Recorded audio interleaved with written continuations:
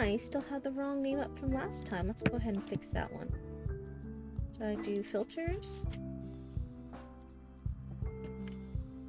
Let's read stories.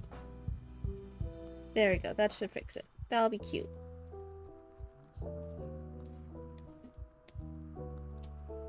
I think that's cute. I need to figure out a cuter way to have that set up.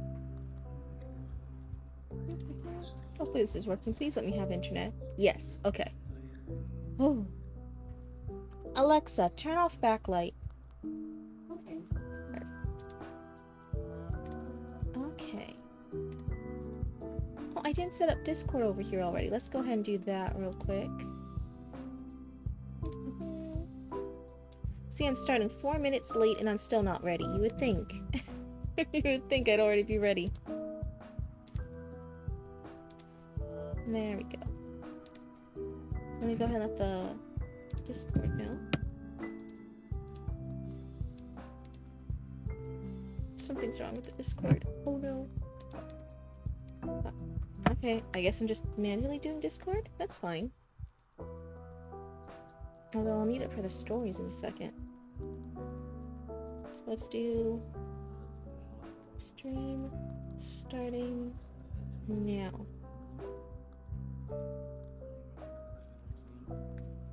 I wonder if the thingamajig worked, or did I have to do something in Discord to make it work? Let's go ahead and see. Raccoon rolls.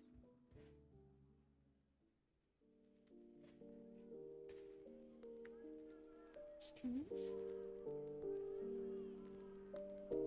Maybe the streams worked. I'm not quite sure how that rolls thing is supposed to work on the Discord.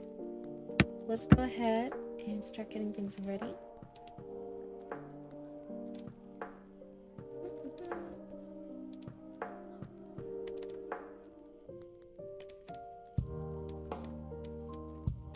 Oh, please, Discord, please work with me here.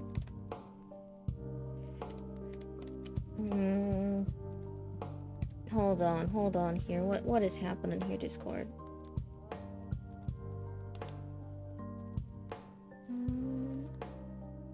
Open.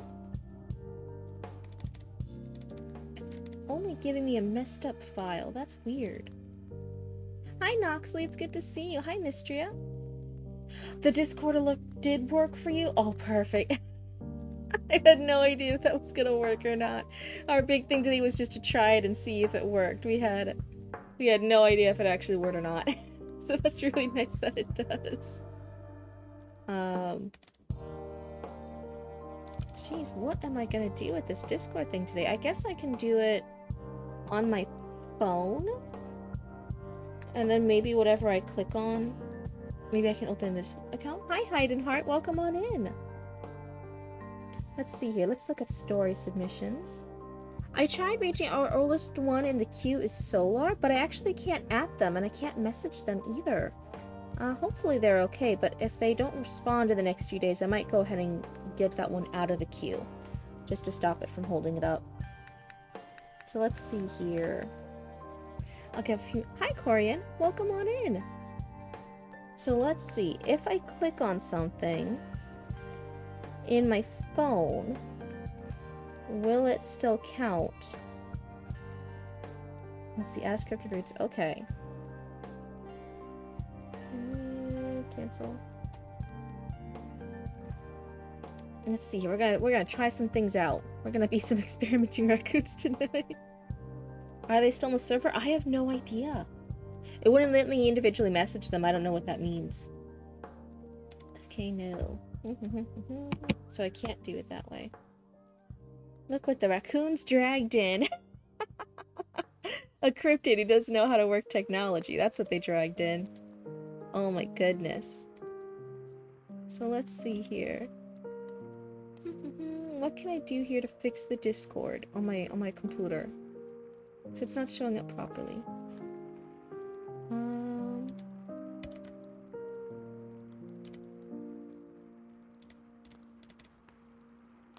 This is so weird. Anyways, but I think this will work. Technically. Okay, I have it working enough. That's fine. Yeah, I checked it after I asked. That's a shame. Oh, okay, yeah. So maybe, maybe they left the server, maybe they got off Discord. I don't know. But yeah, if they don't get back in the next day or two, I'll just go ahead and delete their thing from the queue. That's fine, that's fine. No big deals. Sometimes they don't go fast enough. Sometimes my raccoons have already moved on. It happens. Let me scroll to the top of this. So my view on Discord right now is a little bit funny. Oh, they did leave. Okay. Hold on, I'm gonna cough real quick. I'm gonna mute them. Okay, I'm back. Hopefully you guys didn't hear that. Okay. Hi, what? Welcome on in. So let's see here. So my view's a little bit funny. I think I'm in the middle of the queue, if I'm being honest. I see the rooster, the sage's son. Let's see here. We did see Heidenheart. You're here. BB's Art Boutique. Have we done them yet? We heard everything. My raccoons are in the walls. Oh no, they're in the goddamn walls. Okay. KM Gilbertson was somebody in queue, but they just had a different username, right? Oh, a 7-stream streak. Thank you so much for hanging out with us that much. That's so nice. Welcome on in. For 7 days. That's crazy. Callie submitted some stuff, but I don't think I've seen them the past few days. Death's Head was here yesterday. Coons, you're on a 5-stream streak. Oh my goodness. Thank you, raccoons, for showing up so often. That's crazy. Author Relic normally lets me know when they're in chat. I don't see them in here this time. Mystria, I think I just saw Mystria, right? Oh, thank you for the Hydrodydra. I do have, I'm a good cryptid today. I actually have water. And there's your sippy. But Mystria, you're in today. I think I saw yours on the list, right? I'm not completely making that up, right? Yeah, Mystria's in chat. Kim is Country Girl, if I remember correctly. Okay, thank you. I'm like, they were somebody. I'm gonna update the rules so that if you guys have different Twitch and Discord usernames, to put your Twitch username, Twitch username in your submission. That way it's easier for me to tell when someone's in chat or not. Because other times I have people being like, I was in chat the last 3 times. And I'm like, well, I called you. Why didn't you respond? And they're like, oh. And I'm like, I just didn't know you were in. That's all. So sometimes it's just that silly little bit, right? Mystery, we can do yours. Yours is Veil of Silk and Shadows. Was that the... Come on, clicky. Oh, please let me clicky. This is interesting. What is going on? I have a messed up Discord right now on my computer. That's what's going on. Maybe I still have it. Somewhere here. Veil of Silk and Shadows. Hopefully this isn't a completely new one. You changed your server name to Heidenheart because your Discord username is Runaway Heathen. Oh, Runaway Heathen is really cool too, though. But yeah. So, I'm thinking I don't want anyone to, like, be forced to change their usernames. But just as somebody has a different username, just to put their Twitch username in their submission, that might be something I add to the rules going forward. Just to make it a little bit more clear for me. Because I swear, sometimes like people are like, oh, you skipped me the last 3 or 4 streams, and I'm like, I had no idea I skipped your username's just different. Well, if you ever submit anything, you don't have to worry about that. You have the same username for everything. You're not that creative when it comes to names and usernames. I feel ya. I definitely, like, I go through phases, and once something's my username, that's gonna be my username on everything.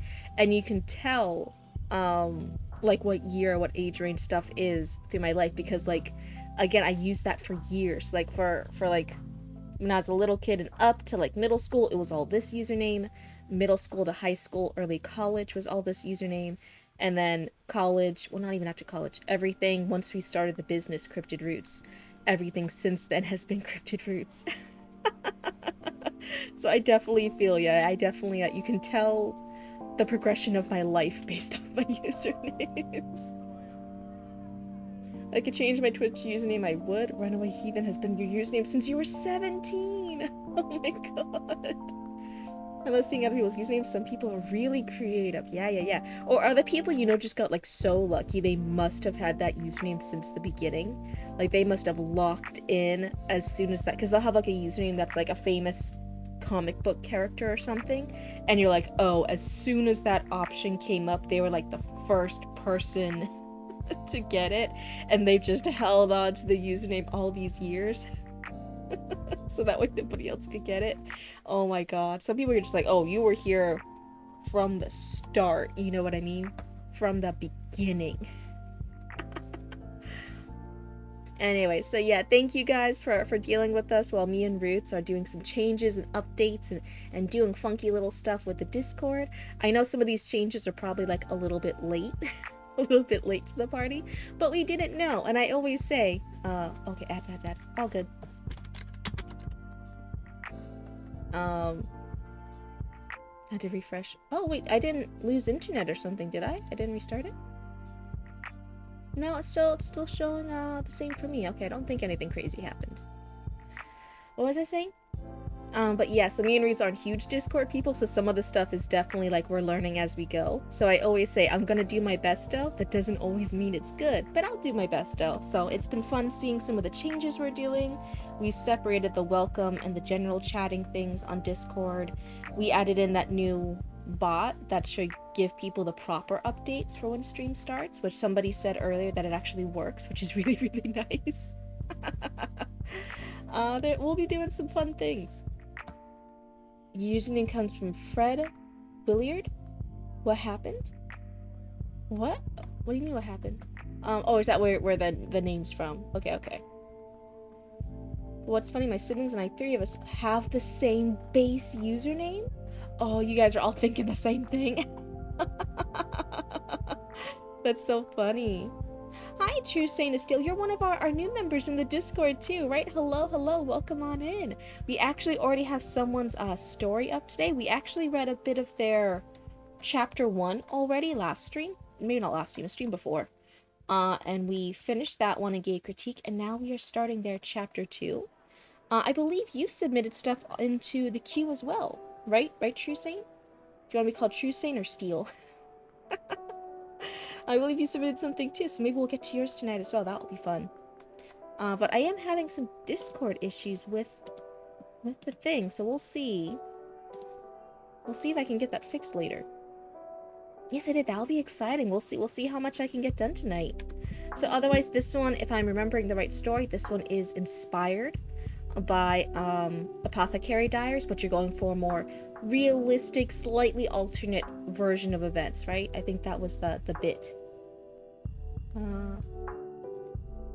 Hold for a reason, smart detection. That it literally didn't give you any reason for holding that. I've been called Steel or True Saint. So sometimes I do have the automod thingamajig just to help me out here, but normally it gives me a reason why I will hold a message. Like it'll be like, oh, held possibly for sexism, or held possibly for racism, or hate speech, something like that. That one didn't say anything, it just said held for blank. That was so weird, it didn't even give me a reason. Since you were read last stream, you can skip me for the new users. Oh, that's very sweet of you, Heidenheart. Yeah, we just share the brain cell for our usernames. I found out through playing Mario Party online and saw their usernames on their Switch profile. So you guys didn't even plan it? You guys didn't even plan it? You guys all just grew up with the same brain cell and did the similar thing. Oh, that's fucking fantastic. I feel like Roots did something similar too, but I don't remember what it was. Me and Roots in real life, we are siblings. Roots is my younger sibling. I feel like there was something I discovered with their Final Fantasy story they're giving their bun boy. And I'm like, oh, that's something similar to what I did. And they were like, oh. Was not planned, which is funny. That's crazy. You guys are all certified related then. Absolutely certified related and sharing the same brain cell. That was almost really embarrassing. I almost choked on my water on stream. Okay, so everyone all comfy and cozy. You guys got all beverages or drinks or snackies nearby. We're gonna go ahead and start reading. I believe this is chapter 2, which is Through the Willow Gate. Morning broke over the lower quarter, light curling through the mist like a sleepy cat across tiled rooftops. The streets were still yawning awake. Vendors swept the fronts of their stalls. Fishmongers laid their catch on ice, and the scent of fresh scallion buns and roasted chestnuts wafted from a nearby stall. That one's a little bit long, at least for reading. She gets kidnapped in this chapter, but it's not overly descriptive violence. That's fine, that's fine. I always say, like, I'm pretty okay with, like, the violence and the blood and the murder. Lord knows Three Little Witches, which is my story I did it during November. Every day of November. Like, that one's brutal with what happens to these people. I get embarrassed reading the sexy stuff. That's the only bit. Hi, Aaron. Welcome on it. It's good to see you. What a way for a cryptid to meet their end. Yeah, cryptid trying to be healthy and then almost dying from drinking a sippy of water. That's crazy. Moving with purpose, Leon slipped into the same faded garment she wore most days. A high-collared, cross-tied blouse of faded hemp, tied snugly at the waist with a worn sash that had once been blue, but had long since faded to gray. The stiff fabric scratched lightly against her skin, and the loose skirt she stepped into billowed slightly in the morning breeze. She tightened her sash, frowning at how easily it cinched around her narrow frame. You're here now. Hi, Aaron. It's good to see you. There had been fewer meals lately, though she hadn't dared say so to her father. He carried enough weight already. Pulling her hair back, she secured it with a simple strip of worn cloth. Slipping her feet into soft, worn shoes, she tucked a basket into the crook of her arm and stepped into the courtyard. The perpetual scent of jasmine and incense drifted lazily through the air, mingling with the sounds of the rising markets and the distant temple bells. Where's Maddie? I don't know. Maybe Maddie's doing something else today. I'm used to seeing Maddie almost every stream, but hey, Maddie has their own life too. I can't control them. But do you know? Are they off? Are they off with oh my god, who's the other really cool stream? The Black Dragon Tavern? Are they live right now? Maddie could be there. A few birds chirped from the tree at the center of the yard, indifferent to the start of another day. She moved through the streets with quiet confidence, slipping easily among early risers and the murmuring bustle of the lower quarter. She nodded to familiar faces as she wove through the market stalls, exchanging quiet looks with vendors arranging their wares. The scent of pickled vegetables and fresh-cut scallions filled the air, mingling with the smoke of breakfast fires drifting lazily through the alleyways. At the cabbage stall, she paused, pressing a hand to a firm head of napa. Did I say that right? Before dropping 2 coppers into the vendor's bowl. He didn't speak, but gave her a nod as he wrapped the leafy vegetable in cloth and slid it into her basket. Next came green onions, then barley, scooped from a heavy sack into a paper pouch, and a modest block of tofu, still damp and wrapped in thin rice paper. Her final stop took her to Madame Yon's stall, where the old woman greeted her with a wink and a pot of fermented bean paste already waiting.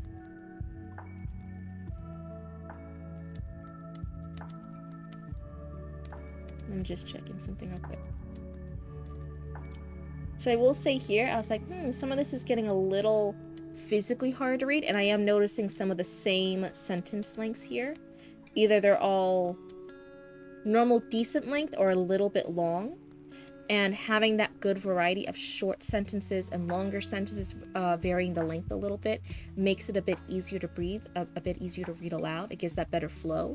When they're all of very similar length, back to back to back, it then gets a little bit monotonous, and it gets a little harder to verbally read it. So that's one thing too, to check your sentence lengths, and make sure you're occasionally splitting it up a little bit, doing shorter and longer sentences to make it have that better, more natural flow. I'm like doing hand signals to like explain what I'm talking about. But I only have the tracking movement with my face and head. You can't actually see my hands, so I'm so sorry. You're early today, Leon, the vendor crooned. Leon just nodded, tucking the jar carefully into her basket. Yeah, see, now here we're having some of those shorter ones, but now these ones are kind of the same length. You do the same thing. Yeah, see, we all get it. We all get it. Leanne just nodded, tucking the jar carefully into her basket. The older woman smiled and waved her off. Leanne offered a small bow and turned toward the heart of the pleasure district, where Madame Wee's red willow house sat like a jewel looming above the smaller establishments, with its bright lacquer gates and carved latticework, its walls gleaming. It didn't try to hide what it was. It's just part of the human experience. Yeah, maybe I have been hanging out with humans enough. Maybe Cryptid's finally picking up on all those human gestures. Wouldn't that be something? She had one more errand to run delivering ledgers to Madame Wee, but her mind was already shifting to what she could make for lunch. A barley porridge maybe, with scallions and slivers of tofu. Simple things still have value, she thought, as her feet carried her down the uneven road. Coming to her destination, she passed through the ornate front gate, greeted by the familiar scent of plum wine and incense. Two young courtesans in training giggled behind a painted screen, whispering behind their sleeves as she crossed the courtyard. Back so soon? One of the courtesans called from the balcony above. Written by Lib. Oh, hi, and welcome in, raiders. A cabin dweller raid. Cabin dweller raid. Oh my goodness. Let me go ahead and type in chat just in case they get stuck in ads. Welcome, raiders. A cabin dweller. I really like that. Makes me think of like goblins, like riding goblins. Welcome on in. Welcome on in. Hopefully I can get my face tracking to work in a second. There we go. Cabin dwellers. By cabin, are you guys talking about goblins? You guys like little riding goblins, little riding monsters? Is that the kind of vibe? But hello, welcome on in. And how was your guys' stream? What were you guys up to? Were you guys actually doing writing? I see it's by writing with Liv. Writing by Liv. OMG, a VTuber in writing and reading. Yes, hello. It's good to see you guys.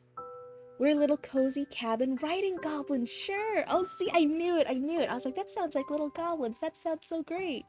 Hello, and welcome on in. Were you guys getting a lot of writing done? Were you guys having any fun? Let me know. I like hearing is a certified goblin. Yes. Oh my goodness. I read some of my users in chat, their stories that they send in, and at the end, or even while I'm reading it, I try to give a few little bits of feedback or critique, and people in chat can also give feedback and critique, as long as we're all nice to each other. That's the only big rule. You prefer the term gremlin, actually. Okay, I'll keep that in mind. Goblins and gremlins. You were doing a collaborative stream with a bunch of other writers and talking all things writing and books. Oh, that sounds so fun. That's fantastic. Yeah, gremlins and goblins and little monsters. Most of my ones here in chat are actually raccoons. And I'm Cryptid, your favorite local Cryptid. And yes, I'm a little VTuber model. I'm here on your screen. Sometimes my model will accidentally glare at you guys, and I swear I'm not glaring. The camera just moves down a bit and wants to make me glare, but I'm normally a very happy Cryptid, so everyone welcome on in. A collaborative writing stream, though, that sounds super fun. I wish I was better at tech to do more collabs. Some of the people I've done collabs with had to be very patient with me as I set things up. But if you guys like hearing stories and giving comments and feedback and critique, this is the stream for you. There's a space elf that shows up on occasion. That's right. That's Chatty Maddie. If you guys are frequent this category a lot, you guys might see Chatty Maddie from some other places, or Black Dragon Tavern Gaming. They're also over here. Sometimes they come and hang out with us too. It's really fun. Oh, you like my reading voice? Thank you. What the story is about so far. This one, oh, I forgot to update the title over here.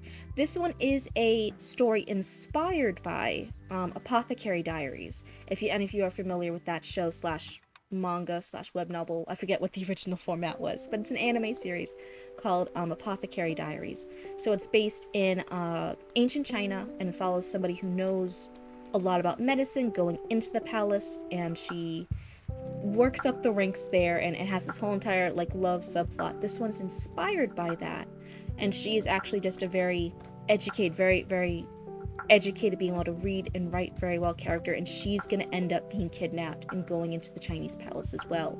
And we're gonna follow her adventures. You love Apothecary Diaries? This one's gonna scratch that itch for you. Yeah, Mao Mao. Okay, you guys do know what I'm talking about. Sometimes when you talk about anime online, you're either gonna find a bunch of people that know exactly what you're talking about, or you're gonna see people that look at you and like, what is this crazy person talking about? What is this animaz? It's always one or the other. So yeah, this is a more realistic version, and it's gonna be slightly different. But it's definitely inspired by Apothecary Diaries, so that's gonna be a fun little read for any fans of that.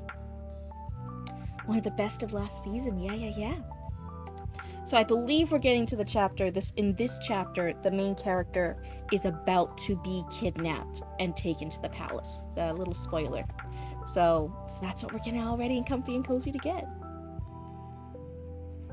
You don't watch anime often, mostly because I was never allowed, and I've never found the time. I remember in the older days where like we didn't even have this many like anime streaming things. Like Crunchyroll was still like a pirated site, and you had to watch most animes like in parts on YouTube. That's how you had to watch anime. So you'd see like Inuyasha episode 86, part 1 of 6. It would be all blurry and grainy and stuff. Oh my god, that's how in the good old days, that's how we all watched anime. Oh, Black Dragon Tavern, I was just talking about you. Hello, welcome on in. That free rent, I haven't seen that one yet, but everyone's talking up about it. I know that one's supposed to be good. And A Sign of Affection were absolutely exceptionally good first seasons. That's great. You watched Bleach that way. Oh my god, I loved watching Bleach. That was actually a family show. All of the Cryptid family watched Bleach for a while. High season, good old days.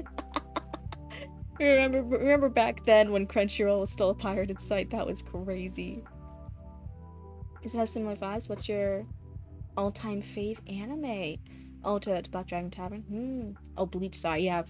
Papa Cryptid's favorite Bleach character was Kenpachi Zaraki. The really tough, scary guy with the spiky hair with the bells at the end. He has the little pink girl that hangs out with him. It's been a hot minute, so I forget some of the names, but Kenpachi was Papa Cryptid's favorite character. He loved that character. So anyway, let's go ahead and continue while you guys are talking in chat. All good. So some of the courtesans, back so soon? One of the courtesans called from the balcony above, her tone lazy and amused as she sipped her tea. As quickly as it takes the ink to dry, she answered without missing a step. Inside, Madame Wee was already seated at her low writing table, lacquered nails tapping against the surface in rhythm to her thoughts. There you are, little Lotus, she purred as Leon approached and offered the wrapped document she'd transcribed the evening before. Deaf girl on a wanderless college guy who falls for her. It's very cute. And the audio and visual storytelling are exceptional. That's pretty high praise in Black Dragon. Oh my goodness. That's pretty high praise. I'm just saying. I might have to add that one to my watch list. I've included the revised contract and the inventory logs, Leon said. There were some discrepancies in your ink shipment. I adjusted the cost to reflect what was actually delivered. Actually. Madame Wee smirked, reaching for her wine without bothering to check the papers.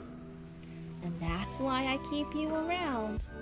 A beauty with a mind like yours is worth twice her weight in silver. Leon gave her a flat look. Unfortunately, I'm not for sale. Yet, Madame Wee quipped with a wink, and waved her off with a flick of her hand. Leon turned without another word, her basket lighter and her mood even. She liked these errands.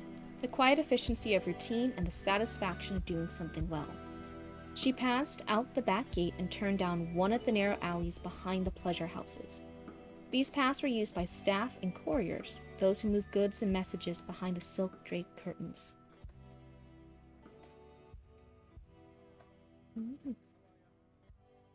Speaking of all, what's yours? Not only anime, but also light novels, manga, manhwa, maybe. I believe that preferences make a prism that influences how we consume, and crafts, so we all notice different things. Oh, that's a great question. Oh my goodness. It's been a hot minute. So again, I've been so busy running the actual business that's Cryptid Roots. It's a business I run with Roots. It's an embroidery and shop. So I don't have all the free time for manhwa, which I believe is the Chinese version, right? I'm not completely off the track with that one. And the web novels that get into print. I was reading a lot of the MXTX books. They definitely have some of their flaws, but they're just a guilty pleasure. I finished all the MXTX books. I love them so much.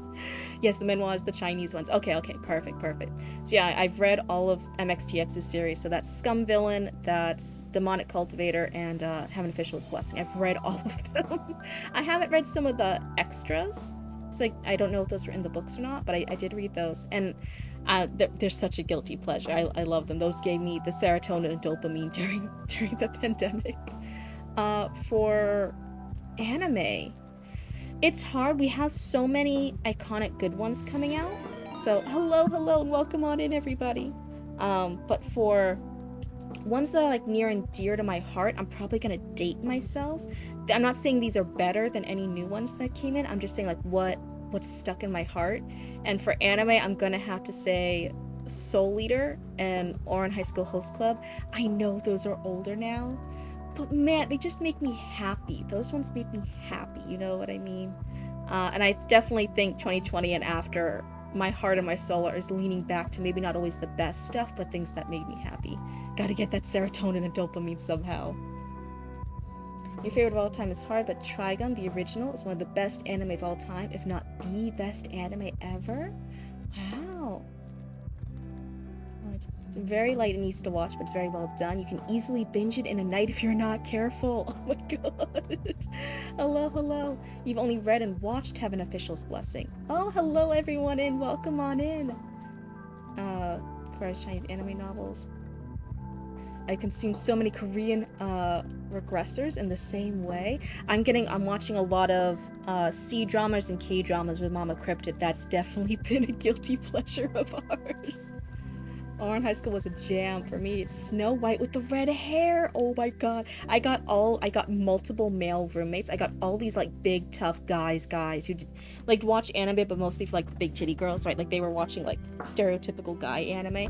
I got a whole bunch of guys in college to be obsessed with Snow White with the red hair, and they would all in order to keep their man credit, they would all have beers, right? So they'd all be surrounded the couches and stuff. Each of them would have like a beer or like some manly drink or some shit, right? Eating hot wings or whatever bullshit in college. And then they'd be like, well, Cryptid, since you want to watch the next episode, I guess we'll go ahead and watch the next episode, as they're all like on the edge of their seat wondering what happens next. They were locked in. They loved it. That was the show for every single night for multiple nights. They wanted to watch more of that. And I was like, actually no, like I'm okay. Like I was kind of tired. You guys can keep watching stuff, but I might go to bed or something. And they were like, no, you don't. You're not tired. Just no, it's okay. You're twisting our arm, Cryptid. Go ahead and sit down. We'll watch the next episode for you. Don't worry. Oh my god, they all loved it. There was like some emotional parts they like all cried. They loved Snow White with the red hair. All these tough guys. It was great. It really has mastered the art of quiet tension. It's so funny. And then when it was done, we started watching like more normal animes and shows afterwards, and they were all like, well, like one of them looked around at the other guys and was like, I kind of like the Snow White with the red hair one more. I kind of wish the show was more that. And all the other guys one by one piped up, were like, yeah, this one's not hitting the same as that one did. Man, yeah, that one was pretty good. I mean, we only watched it for Cryptid, but it was pretty good, man. And so I had to go and research and find other animes, other shoujo like animes for the guys to watch, because they all converted to shoujo animes. And I was just their excuse. They just needed the one girl there to sit and be like, oh yeah, we're doing it for Cryptid. By the way, press the next episode. It was so good. That's one of the few good memories I got from my college years. Yeah, they only watched it for Cryptid. Silly Cryptid and her girly shows. They were all fanatics. They loved it. You converted your brother to watch it too, to be honest. Oh my god, that was the power of Snow White with the red hair. They loved it. Secretly, I really think guys who give the chance when they watch more shoujo animes, they're all the better for it. They get it. They get why we watch our shows. So let's see. She's gone behind. She's using the paths behind the house. Those who move goods and messages behind the silk-draped curtains. But today, something was off. She'd seen them in the market. 3 men, too still to be casual, too well dressed to be comfortable in the lower districts. One had been chewing on a rice ball, while the other's brows clothed like they didn't care what they touched. She hadn't thought much of them then, but she did now. 2 of the men stood at the alley's end. They stood too still, their eyes too sharp beneath the lazy curve of their brows. So let's see what page this is on. 1, end of 2, 3.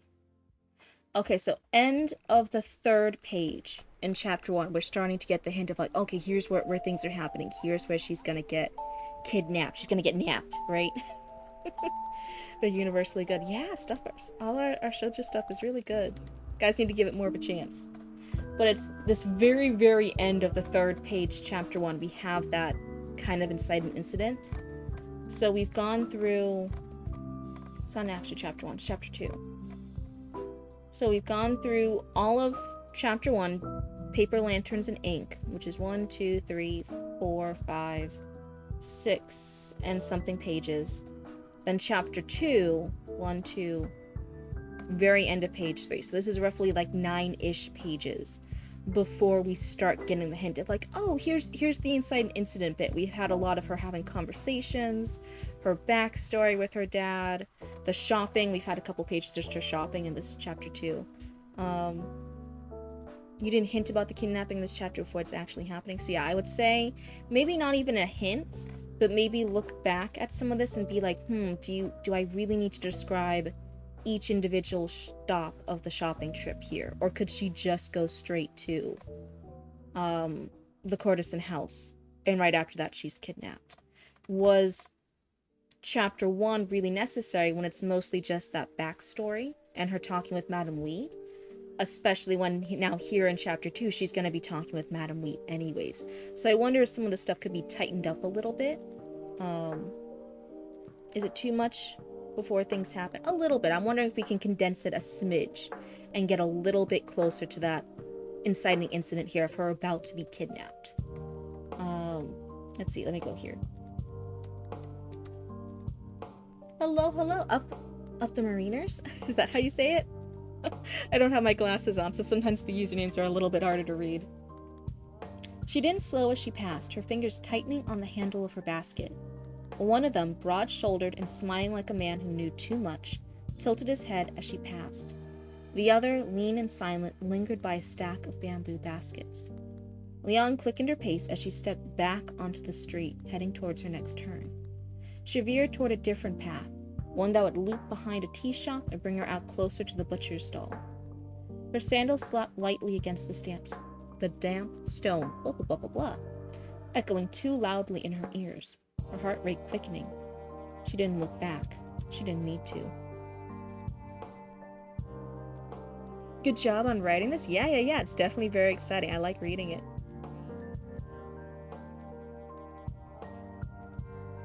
I'll leave that for you to decide. And so, not knowing if it's the baseball team or the fishermen. The quiet shuffle of footsteps behind her gave him away.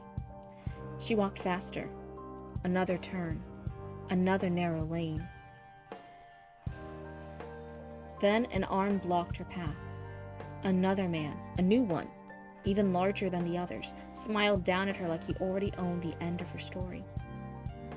Going somewhere? Chuckled the first broad-shouldered man, stepping out behind her. She said nothing, but her mind raced. Too narrow to run. No doors nearby. A broken bamboo broom leaning against the wall. Useless. A hand caught her wrist from behind, her basket of groceries slipping from her arm, scattering vegetables across the dusty road. "Where are you off to in such a hurry?" one of the men murmured in her ear. "I don't want any trouble," she said calmly, though her pulse had spiked. That's funny, said the leaner man with a cold laugh, stepping forward now, the three of them caging her in against the wall. Neither do we.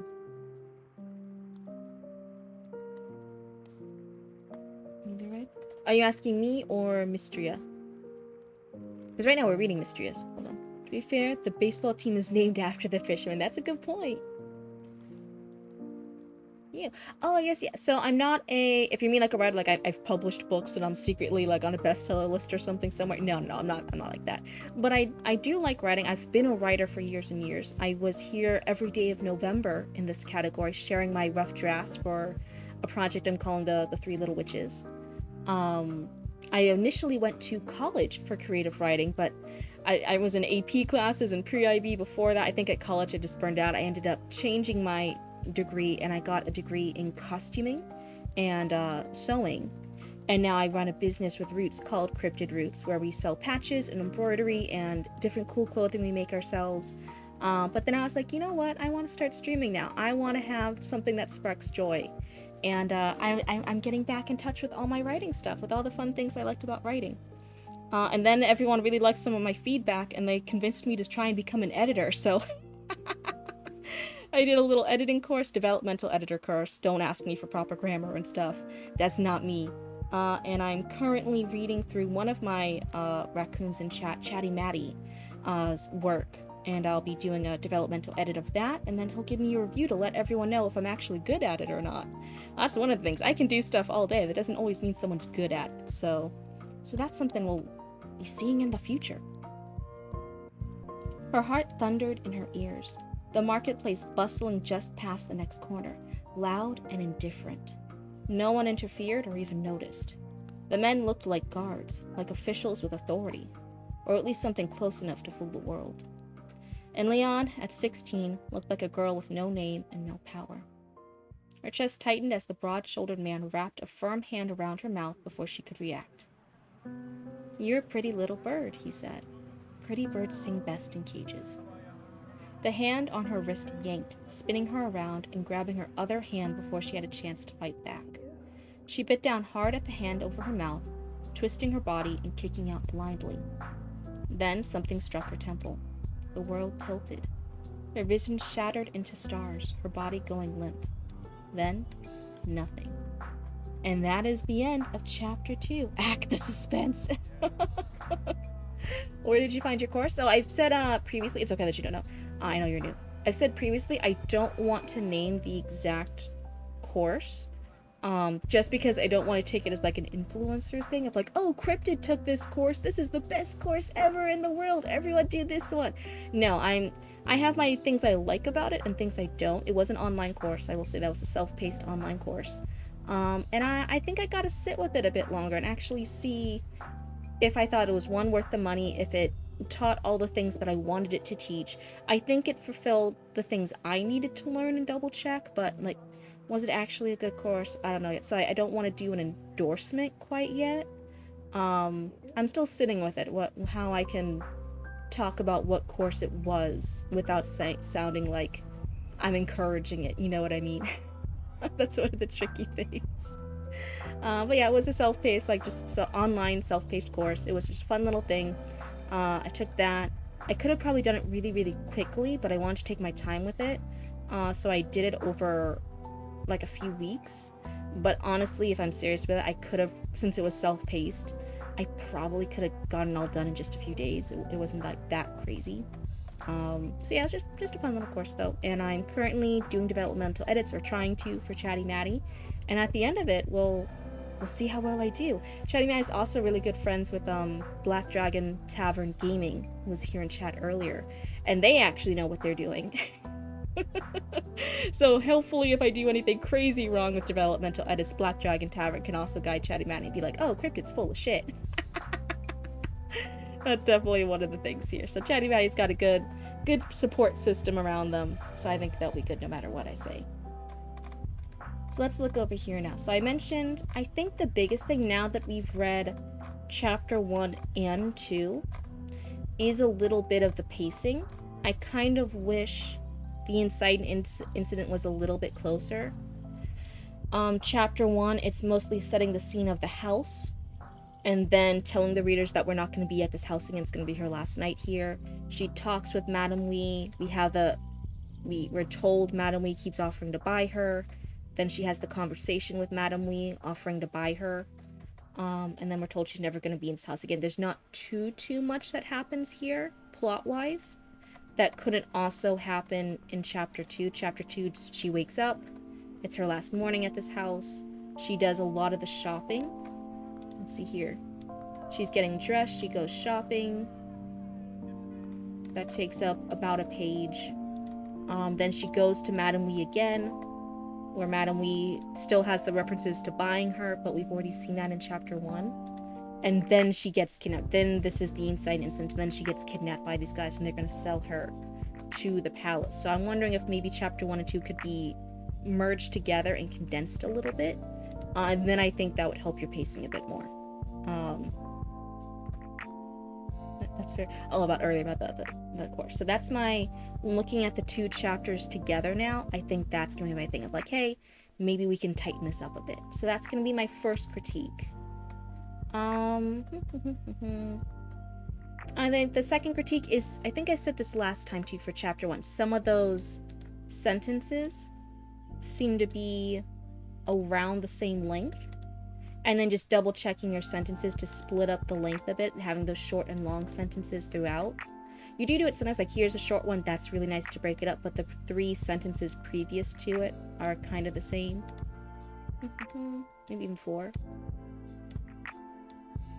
Yeah, some of them are the same, so just double checking your stuff. And that's not a first rough draft type of thing. I know that that's like, oh, second, third, fourth draft. Then we're doing all this little nitpicky stuff. But it's just something to be aware of. It's going to be important, so that has to stay. I'm wondering if that conversation is important. Could that... Oh, hold on, I'm moving my stuff around. There we go. Could that conversation just happen here when she's inside the Corderson house and she's talking with Madame Wee? Because otherwise 2 chapters, she's told us her conversations with Madame Wee. She then has a conversation with Madame Wee. She goes to sleep, she wakes up, and then she has another conversation with Madame Wee. That's what I'm wondering, like, I wonder if we can condense it a little bit. I'll have all that interaction just happen in one meeting with Madame Wee. And yeah, working on varying sentences late. And that's not something you do, like, in a rough draft or the first few drafts. I know that's going to be, like, when you're going back over this and doing the edits. But it's something to be nice and aware of, you know. Lord knows I'm probably guilty of it, too. Me always giving advice for any of the new raccoons here is not me coming from a holier than thou standpoint and saying I never do these mistakes. It's here as like another little writing buddy, a critique person being like, oh yeah, like no mistake we do is unique to us, right? A lot of writers were guilty of this kind of stuff, but having somebody here, another set of eyes to point it out is so helpful. I certainly got better with writing from people pointing out my mistakes, so that's the only thing here. It's never to shame anybody, it's just to have a little friendly outside advice. That's the only thing here. So I think that's going to be my 2, but we're definitely ending on a very cool place with her being knocked out. And then that's that suspense. I think someone in chat was talking about, like, oh god, what's going to happen now? What? Poor not Mau Mau, poor Leon. She's these guys have got her. She got kidnapped. She got napped. I don't know if you like the idea of combining the interactions, but I can sit on it and think about, yeah, definitely you don't have to listen to like my exact solutions. It's just spaghetti on the wall. You just keep whatever sticks. That's what Mama Cryptid always says, at least. You throw spaghetti at the wall, you see what sticks. But that is Chapter 2 for you, so thank you so much for submitting it. They're a pretty good, quick pace, where like I'm able to read like 1 chapter each stream. That's pretty good. That's not bad. Could they be a little bit longer? They could technically, but I do like this ending spot. Again, like a chapter is not like a specific word count or page count. It is like a scene change, a good place for a scene to end and then the next scene to start. And I like this ending of her being knocked out and then there's nothing and then we'll start it with something else. So I do like that. But those are my thoughts, those are my opinions. And again, if anything doesn't work for you, it will never hurt my feelings. This is free advice. You can put it in the dumpster for free. It ain't gonna hurt this blue cryptid's feelings. But that is the end of that one. Shall I So that was from Mystria. I forgot to update my little thingamajig here. I'll try to do that for the next one. Let me see if my Discord works now and I can actually check the story submissions. Because that would be really helpful if I could. So that was Mystria. Recommendations. I wish I could show this to you guys. It looks wonky. My Discord's just weird right now for on the computer. So I can. Oh yeah, I can't do anything. Oh, that's crazy. What is this? Close window. What's another way to do this? Thank you. Thank you so much for submitting. I always say you guys like submitting your stuff for critique. Submitting your writing for critique in general can be really scary and nerve-wracking. Submitting it to a Twitch stream for some random blue person. That's always extra scary, right? I know that. You guys are really brave for doing it. So I try to make this like a really welcoming place.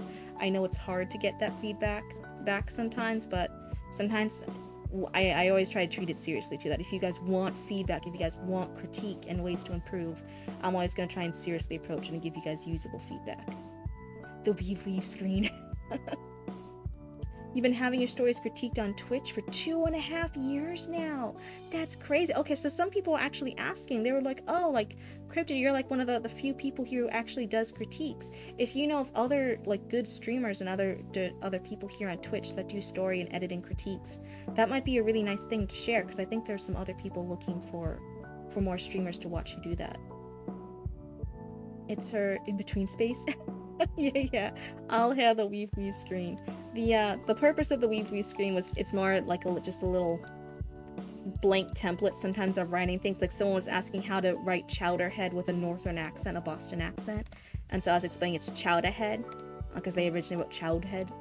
Someone was asking questions about things. It's just my little scrap sheet of paper, really.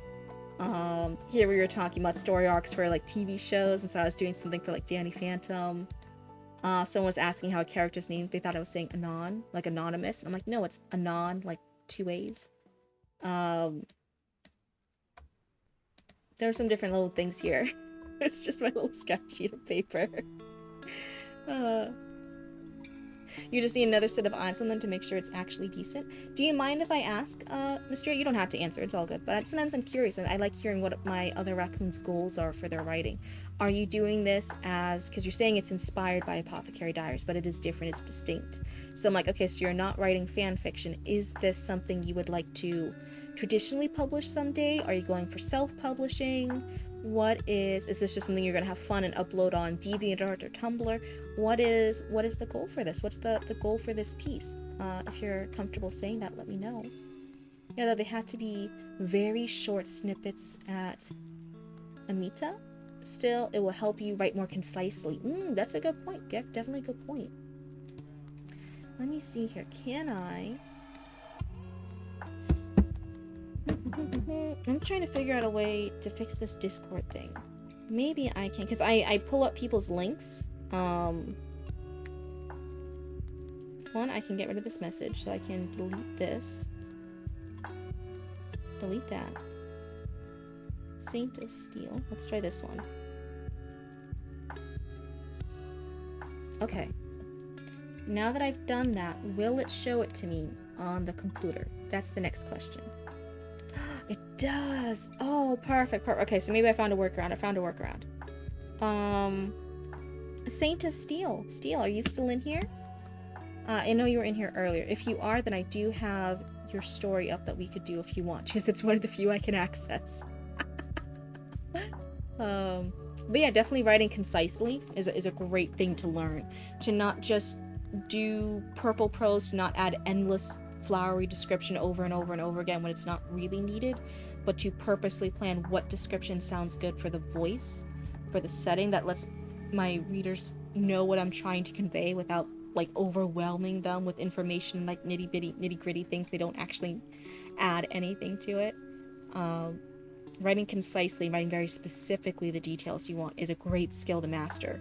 Oh, this is mine. Oh shoot, I left my computer. I was just calling you. It's okay. If you hadn't answered in a little bit, I would have just moved on to somebody else. My Discord's acting really weirdly on my computer. I can't move it too much or interact with it much. So I scrolled to the little bit of the bottom I could see, and yours is one I could happen to be able to reach. So if you would like to, I know I'm not following the queue like I normally do, but this is one I can access today until I figure out what this issue is. If you would like to, we can go ahead and try reading yours today, if that's something you're up for. I this is pretty lucky for you. Most of my raccoons had to wait a couple days, so this is actually pretty fast turnaround time for you. For context, this was made about 1 to 2 years ago for a game competition. Oh, for a writing competition. Let's see here. How many pages? Okay, it's only 3 pages. That's not bad. I could probably finish that. So, is there anything in particular you're looking at for critique? It's fine if you don't. I know I'm kind of putting you on the spot. Sometimes people ask, like, oh yeah, how's my dialogue? How's the pacing? Does it make sense? How are my characters coming across? Sometimes you'll ask, like, specific things that they want me to critique. But if you don't, then I'll just go ahead and give you my general 2 cents about it. I'll give you the 1 or 2 critiques for whatever comes to mind. And then otherwise, we can just go ahead and get started. The wind toys with my hair as I rest against the slope of the hill, overlooking the sprawling mass of Garmin, a village melded to the sloping hills. So sloping hills and slope of the hill is repeated twice in the same sentence. That's a little nitpicky thing. Just any critique that's unbiased, please. Okay, well, can anyone truly give an unbiased critique? I'm kidding. But I know what you mean. I'll try my best though. That's all we can do here. Need to watch TV with the family, be back in like an hour, maybe a bit less. Have fun, Des said, and hey, thank you so much for hanging out with us. We'll see you again later. The gentle breath of wind pauses as someone sits nearby. I tense, ready to move, but the newcomer laughs, and I relax. I'd know that voice anywhere. Hey, Luna's voice is musical and ethereal. Fae commonly has subtle marks of the wild, yet sophisticated chaos of their home. But Luna's is as subtle as a brick, her appearance shifting with her emotions.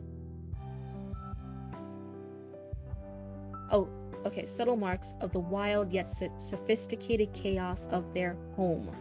But Luna's is as subtle as a brick, her appearance shifting with her emotions. Currently, autumn's gentle colors grace her features, soothing reds, oranges, and yellows painting a dappled sunset of hair. Not a critique, just a little note. Again, I'm not the best copy editor. I'm not the best with grammar or like punctuation, but I'll point it out if I notice it, and it doesn't count as the critique. I think this first comma, it's actually not the first comma, this particular comma after grace her features should be a semicolon. In my heart, that feels right. I feel like it should be gentle colors. Autumn's gentle colors grace her features, semicolon, soothing reds, commas, oranges, comma, and yellows. Because it's listing what that was. I feel like it should be a semicolon. Could I be wrong? Absolutely. But that's what my little blue cryptid heart says. Luna yawns, stretching out on the gentle slope of the hill, overlooking the fields. It's amazing how magnets work. A peaceful fae and a chaotic human. The gods believe irony is hilarious. Oh, you think I'm right too? Okay. It's good to know. Sometimes, because again, I always say when I'm giving those very like nitpicky copy edits, the grammar and the punctuation, I can be wrong. I'll let you know if something looks funny and if I think it needs to be fixed, but I'm never 100% sure with that one. I'm better at more line edits or developmental edits. That's where I'm more comfortable in. But if I see something, I'll say something, you know? The gods believe irony is hilarious. I'm scared of what Garmin thinks of me, of what the Fae think of me. What do you mean? Her voice falters for a moment and she rolls onto her side, facing me, concerned, her musical voice sending shivers down my spine.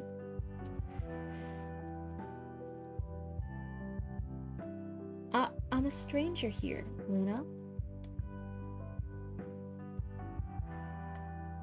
Okay, wait.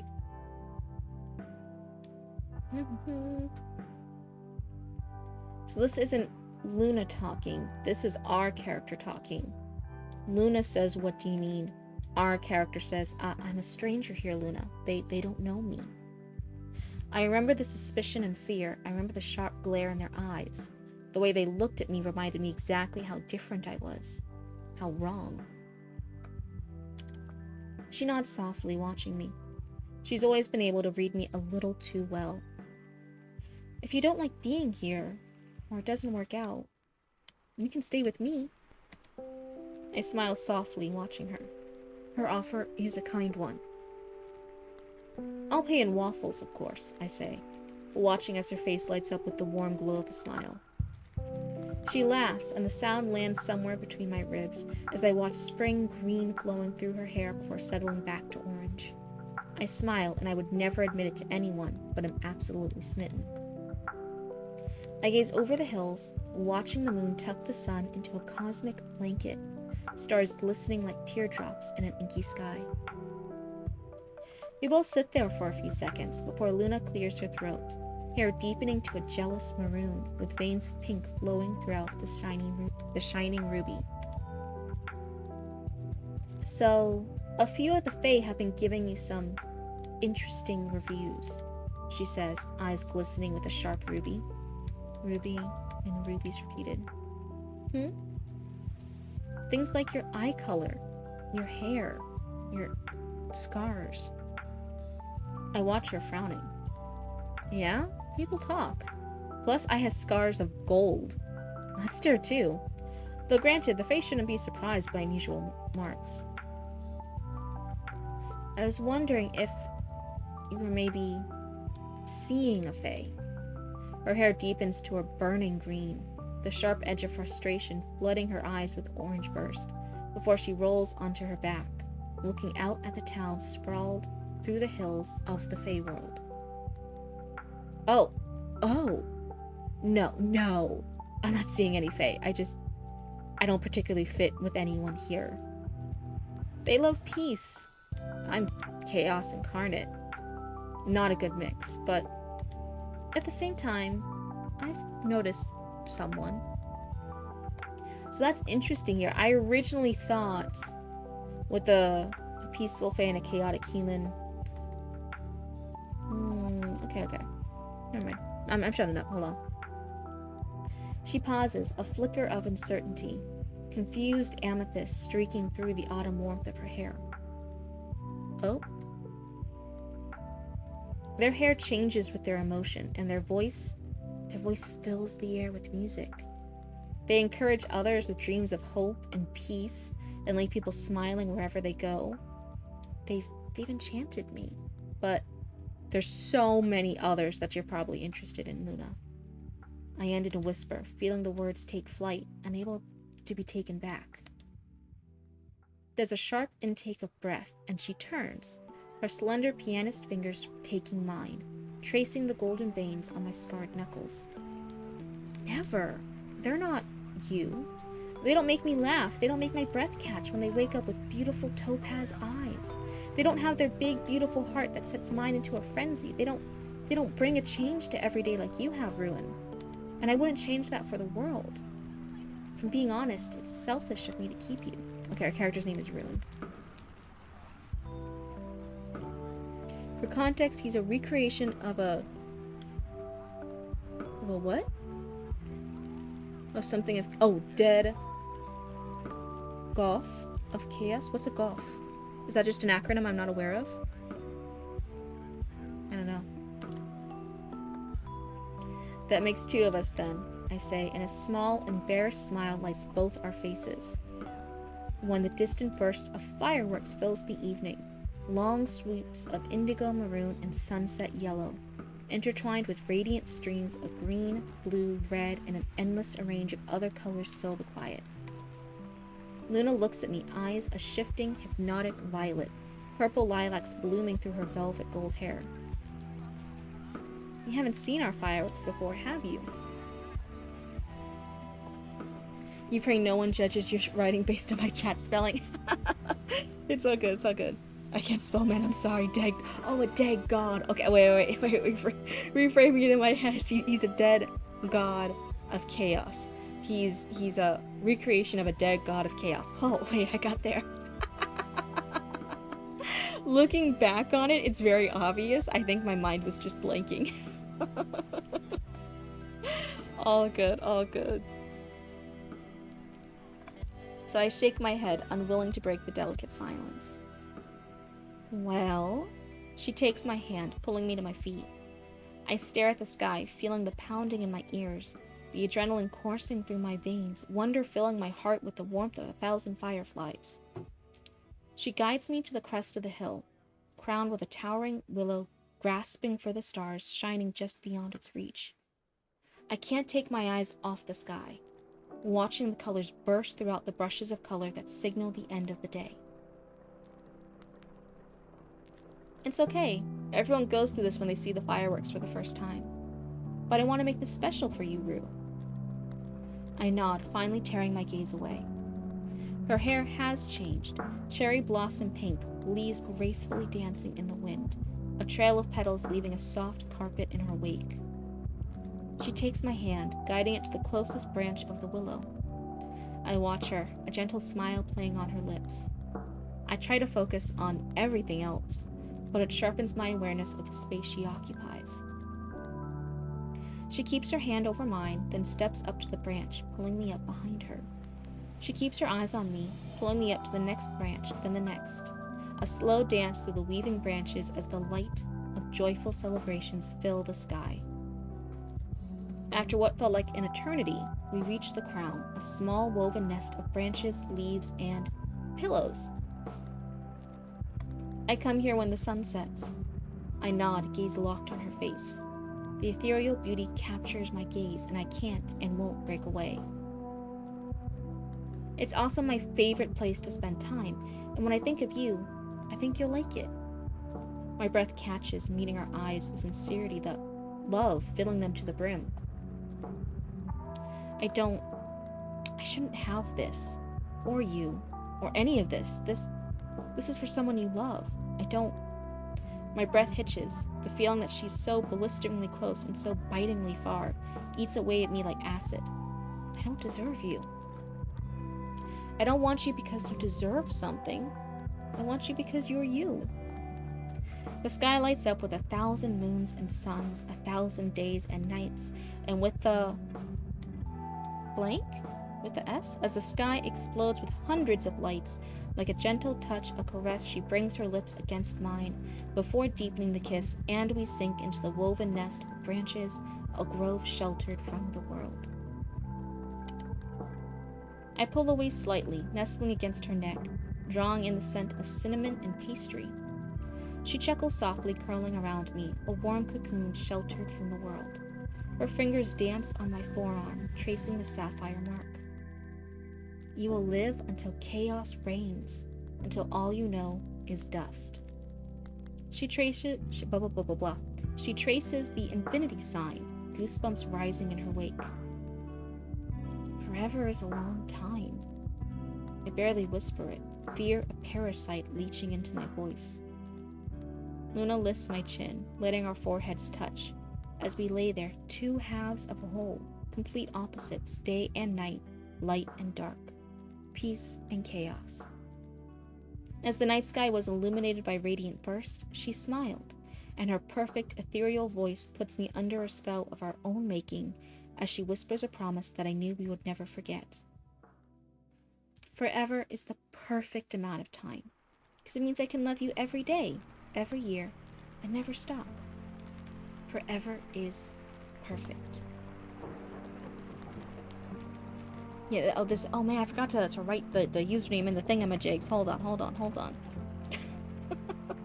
I'm having all these issues with Discord, and now it's throwing me off my groove. So this is their username here is True Saint of Steel. So let me go ahead and fix that. Properties.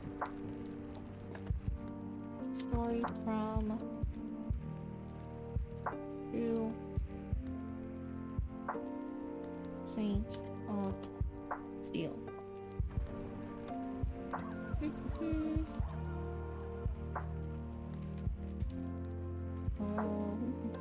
How can I show this and have it all fit? Hold on. I'm readjusting stuff. Yo! Hold on. I'm a professional.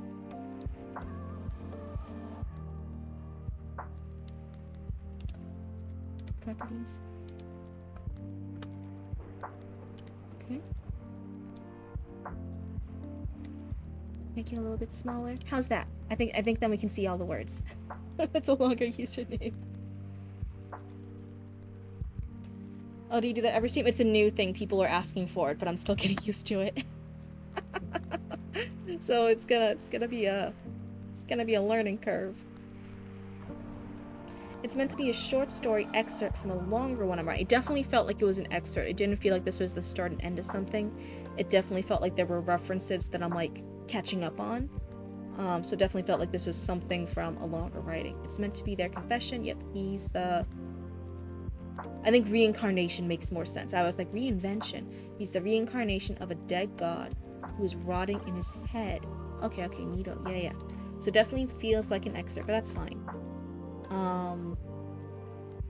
One of the things, so normally when anyone submits here, I give 1 or 2 critiques, especially the first time submitters. As people submit more often, I might give more and more critiques if they're up for it, if they can handle that, if they're going for like to be traditionally published or self-published or something like that, then getting all the critique and feedback they can get is helpful. But yeah, later on he reconciles with the god, blah blah blah blah blah, who eventually causes ruination, Ryu's full name, to go mad, forcing Luna to kill him. Oh, that's so sad. So one of the 2 critiques I'll do here. Oh, that's rough for Luna. Yeah, that's a oof. That's gonna be a sad part. One of the things I noticed is either a lot of same length sentences or a lot of sometimes run-on sentences, especially with the like metaphors or analogies. Is this a standalone thing or you gotta read the main thing? This is just a little excerpt, but they said it's something part of a larger thing. Yeah, the full thing would be better. So I was noticing, let me see if I can find like a good thing.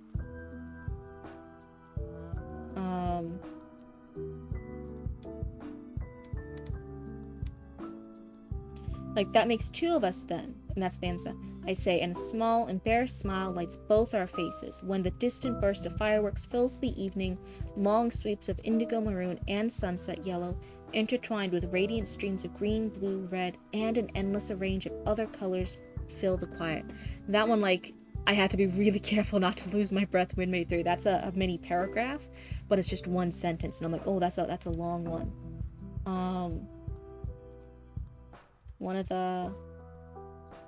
Let me see here. Sometimes that one's not showing the analogies, but sometimes I notice when there's like a lot of analogies or references, that's sometimes when you tend to go a little bit longer.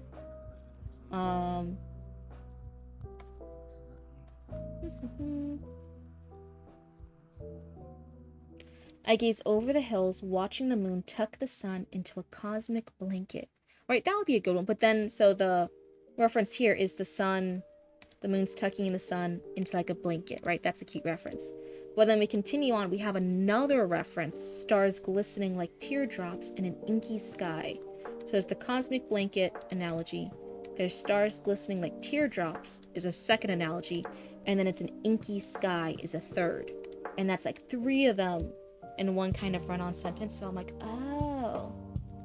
So sorry, I wrote this 2 years ago and haven't reviewed, and I probably should have before I submitted. Do you appreciate you pointing it out, though? You guys don't have to be sorry. That's the point of this. It's to give feedback and critique. I don't want you guys to think, oh, if Cryptid has nothing to say, that means I got a gold star and I passed it. If Cryptid has critique and feedback, that means I'm a failure.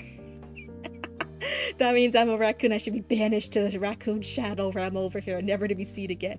The point, you guys can write the most amazing, perfect thing that's already, Author Relic writes things that he's already published, and I still give critique and feedback on it. That's the point of a critique stream. I'll always have critique and feedback I try to give. Will that critique always be perfect or match up with your vision? No, but it's good to have critique and feedback. That's how we grow as writers. Oh, you know Lotus? Yeah, hi Lotus. Howdy, welcome on in. It was a comp, and I didn't want to make it several paragraphs, and I also didn't want to make them so short. Yeah. But yeah, definitely, I'm definitely noticed a lot of those sentences are sometimes the same length, or sometimes get a little bit run-on, and that it tends to go into the run-on where there's some of those different analogies being forced into one sentence rather than spreading them out a little bit. Let me see here.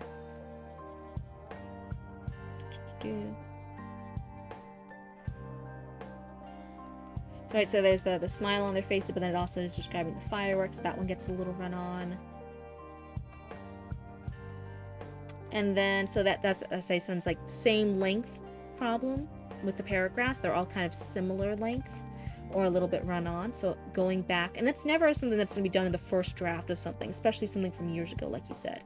But when we do our edits, when we go back, if we want to like update this piece, that will be something that we check with to make sure that would happen in one of our revisions. It can be in revision 2, 3, 4, 62, whatever it is. But in some of our edits, if you ever did want to share this, like if this was something going to be published or something, that would be one of the things I say to keep an eye on. He sees things differently with the remnants on a god. He sees things as what they are, according to legends.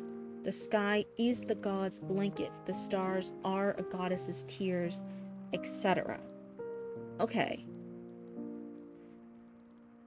But it's not quite like that. It's...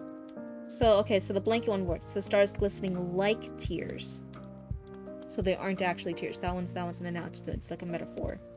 In an inky sky, I guess the sky could actually be inky. But do you see what I mean? Like that reference of like, oh, sometimes there's a lot of descriptions. And then they all get pushed into one sentence and it makes it be a little bit run on. It's just something to keep an eye out for. Even if that particular one you're saying is fine. Let's see. Let me see here.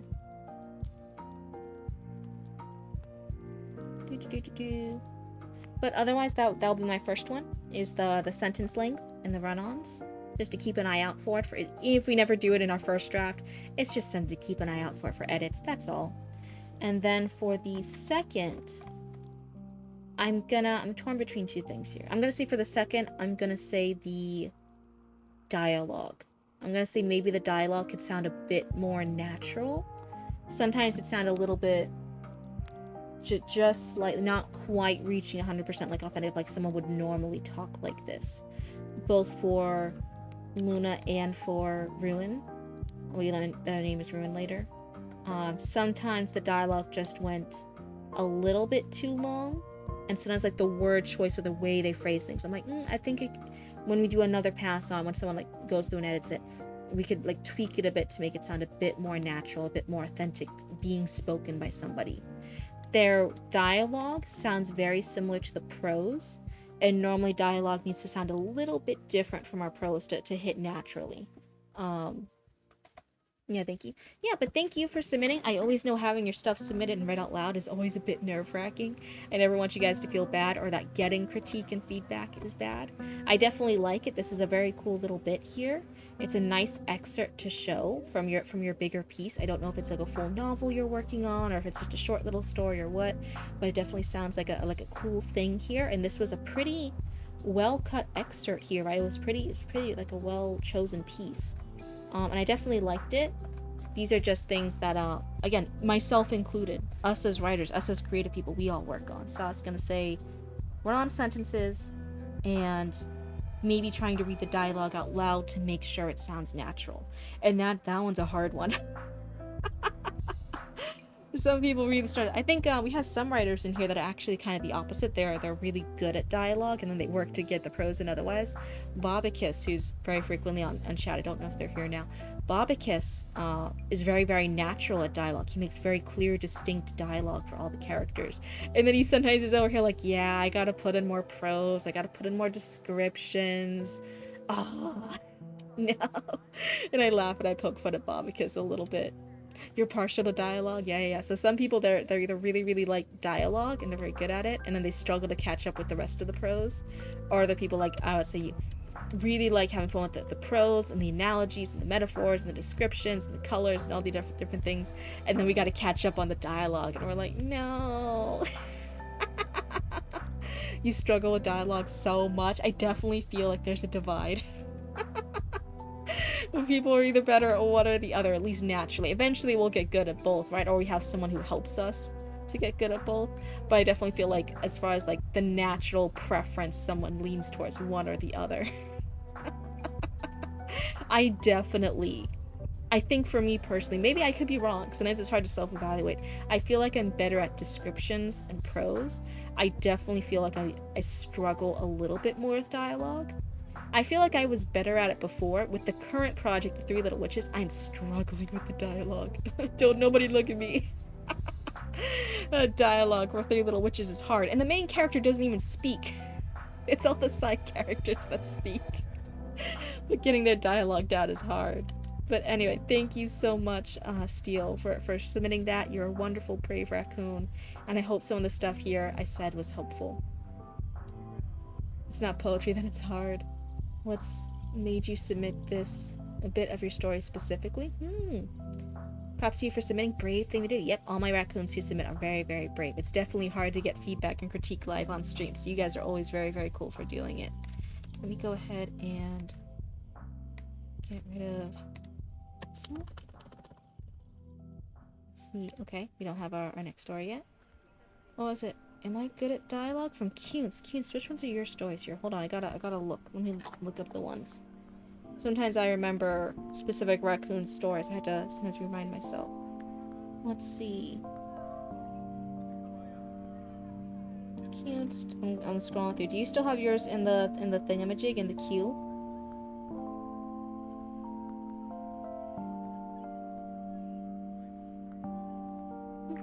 I'm looking through it right. I'm looking through the queue right now. Cunts, where's yours in the queue? Which one was yours? I don't remember. You're gonna dip now, might duck in later. See you guys. Bye, Saint. It was really good having you. Hi, Andre. It's good to see you. Andre, remind me. Remind me this is important now that you're here. Are you one of the people in the submission queue? Do you go by a different username in the Discord? Is that what's happening here? People come in and remind me if you guys have a different name in Discord. And if therefore I'm missing you in the queue. I haven't resubmitted in a while. You're finalizing your infinite character and story generator. Infinite character story generator. Okay, which one was your story? I am the username AC with the icon of a Pikachu. Okay. Would you like yours read tonight then? Since you're here and in the queue, we can do that. So let me go ahead and get rid of Steel. So this one, delete message. Oh wait, did Saint of Steel have two? Maybe I got rid of the wrong one. Now I feel bad. Oopsie. Saint of Steel, if you're still in here, I think I got rid of the wrong one. My bad. You might have to resubmit whichever one I didn't read. So there is Red and Fox Chap.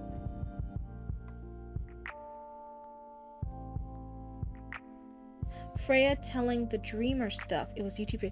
That one I'm gonna be so okay. I do remember yours. I'll be so honest. It was a little bit of a struggle for me to read each line. There was a lot of like spelling and grammar errors, or just like some little errors throughout. It was just a little bit hard for me to read in general, that I don't specifically remember if the dialogue was good or the prose. I just don't remember. I was like using all my brain power just to understand what was happening, so I just forget some of the smaller stuff. I'm so sorry. YouTube video series. She hates me. I don't hate you. I'm just letting you that there was a lot of spelling and grammar errors. It was just I had to really focus to read more of it. That's all. Luna, be nice to your babies. They're your babies. Oh my god. You made them. You were a hoe out on the streets. We adopted you. You gave birth to babies. That's what happened. They're your babies. She's going around here acting like, why do these babies exist? Who brought them in here? And it's like, girl, it was you. It was you. How does that work? How does what work?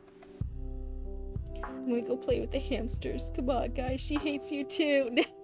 I'm gonna end up getting fucking canceled. This is crazy. Okay, here. Let me see if I loaded it up right. Let's see if this works.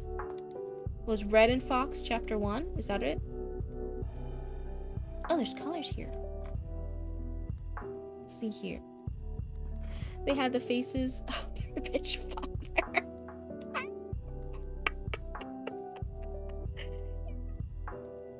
Baba looks exactly like his father, literally exactly. And then Ghost is exactly like Baba. They are identical, except that he's gray instead of the black brown coat that Baba has. But it's the same fur length, it's the same faces, the same nose, same eyes.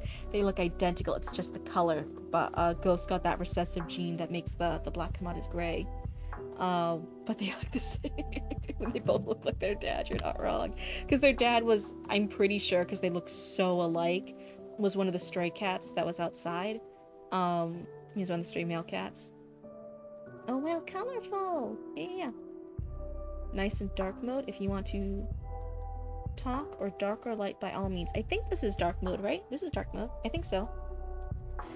But yeah, so PP, you're not too far off. They do look like their dad.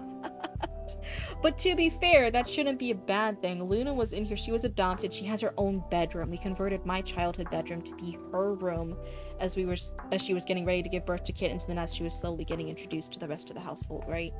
Because it took a little while for her, and that's fine. That's what happens to mama cats. But at one point when we were cleaning that room, Mama Cryptid had left the window open, just a smidge. This is a second-story window.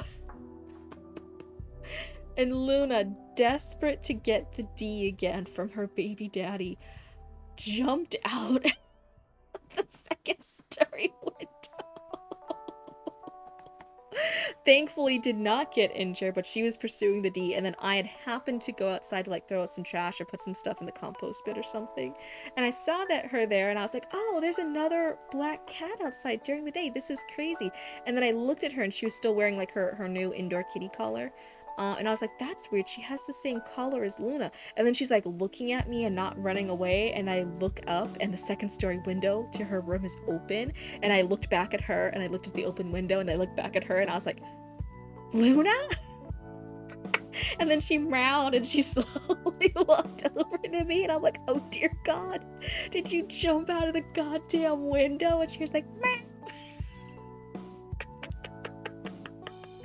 It was fucking miserable. I had to get her back in there, but not let her see the other cats, because she was still fighting the other cats.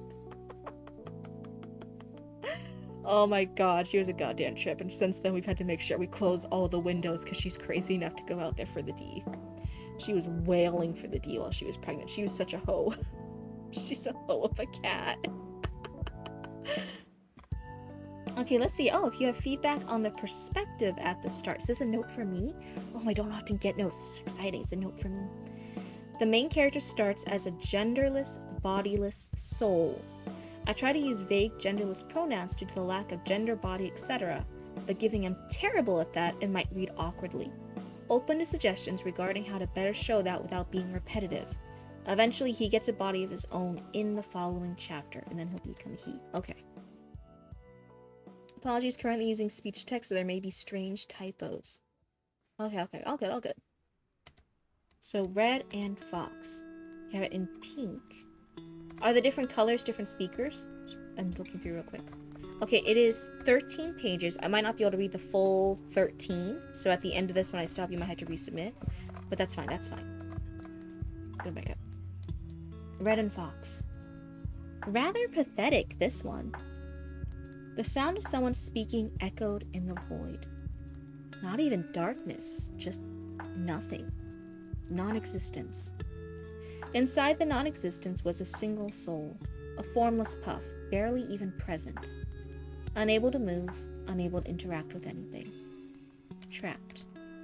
No direct passage of time, nothing. Nothing outside of a screen-like window. OMG, the red text? The red text? Oh, later on we get the red text. Okay. I don't... Wasn't that somebody else? Hold on. Am I getting my raccoons mixed up?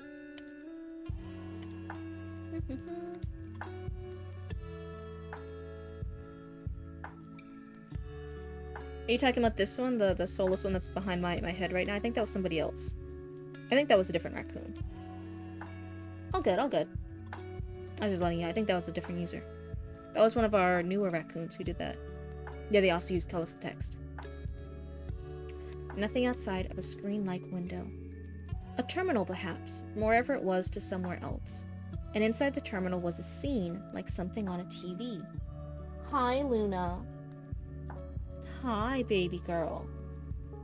Listen, we know you're an absentee mother, okay? So you don't have to parent the babies. Lord knows I think they already think I'm their human mama.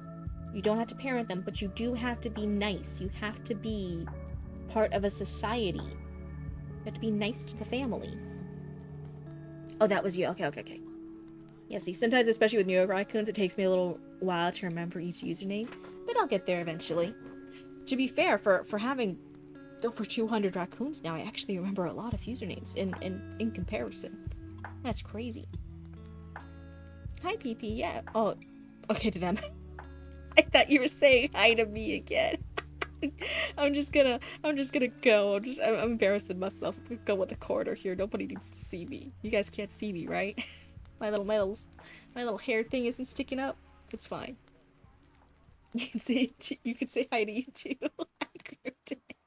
Hi, PP. It's a pity hi. I get it. That's funny. I generally thought like, oh, you're just saying hi to me again. Yeah, what's up? No, I'm just a fucking loser. It's fine. Well, let's see here. And inside the terminal was a scene like something on a TV. Something the soul had to watch, despite it not having eyes. Is it Rao? Rao? Oh, Rao, come on, time for a bath. A woman called out towards her hiding child. No. The boy complained. The point of view that the trapped one watched was through the eyes of the child. Okay, yeah, I definitely see that sentence. The point of view that the trapped one watched was through the eyes of the child. That one's a little bit clunky. Citations. Hi, Cryptid. Hi, Kunst. Hi, everybody. Roo, like kangaroo. Okay, but it all works regardless. Okay, so not Rao, but Roo, like kangaroo. Okay. Oh my god, like in Winnie the Pooh, how there's Kanga and Roo? And mom and son? That's cute. I don't know if that's the reference you're going for, but that is it. There's baby Roo in Winnie the Pooh. Fun side note. I know that reference. The Watcher had no control over the child, and it most certainly wasn't them, but it was very much a dedicated first-person perspective from the child's eyes. Yeah, that one's a little clunky again, too. Okay. The child's mother, whose name appeared to be Sheila, was a human-like beast person of some sorts that looked vaguely like a red panda.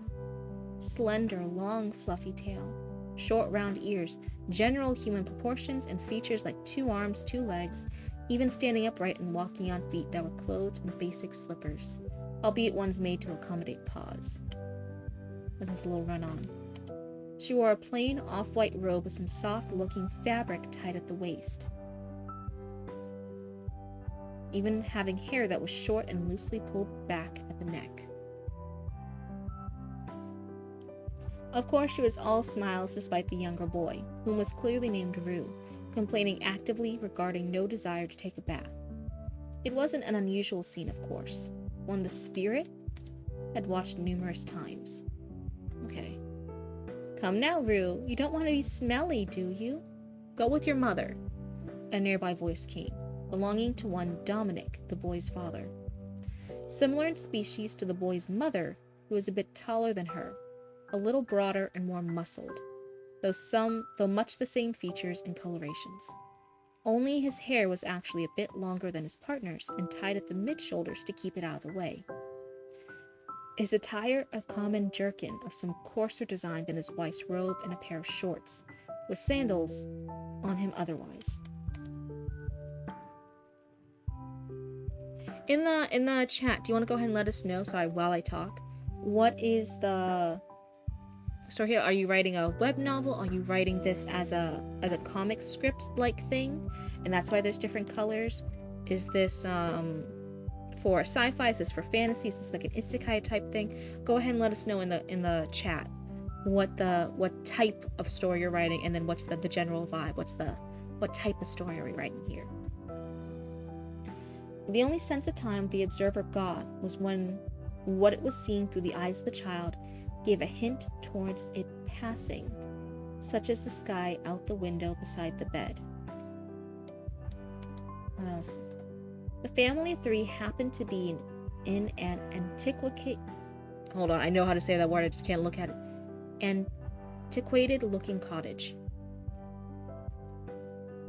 It was originally just me kind of writing off the cuff, a stupid web novel, and I just kept writing and writing and writing, and it got to where it is. There were no colors originally, but I found myself liking the colors, and I stuck with it, and rewrote it to have colors from the start. I actually originally had it on Royal Road. Oh, some people have mentioned Royal Road. I think we've read one of the stories on Royal Road too, but I'm still new to it. But I'll put it on Scribble Hub. Oh, I haven't heard Scribble Hub before. Instead, because Royal Road is rabidly anti-homo content. Oh, that's crazy. I didn't know that. I'm still only heard about Royal Road because of some other raccoon that had posted their stories there. That's crazy. I didn't know that it was that. Simple, quiet, never much noise or any surprises from what the one watching could tell. Am I right? Is it kind of an isekai-themed web novel that you're going for? Or is it going to be something else? Made of wood and thatch and other common materials. A bed the 3 shared at all times, a family table, the boy typically sitting in the lap of his mother when eating. There were several rugs and carpets on the floors to keep the kid from hurting himself, and a separate room that the mother was trying to tug the boy towards that was primarily used for sanitary purposes. Bathing, bathroom purposes, etc. Purposes is repeated.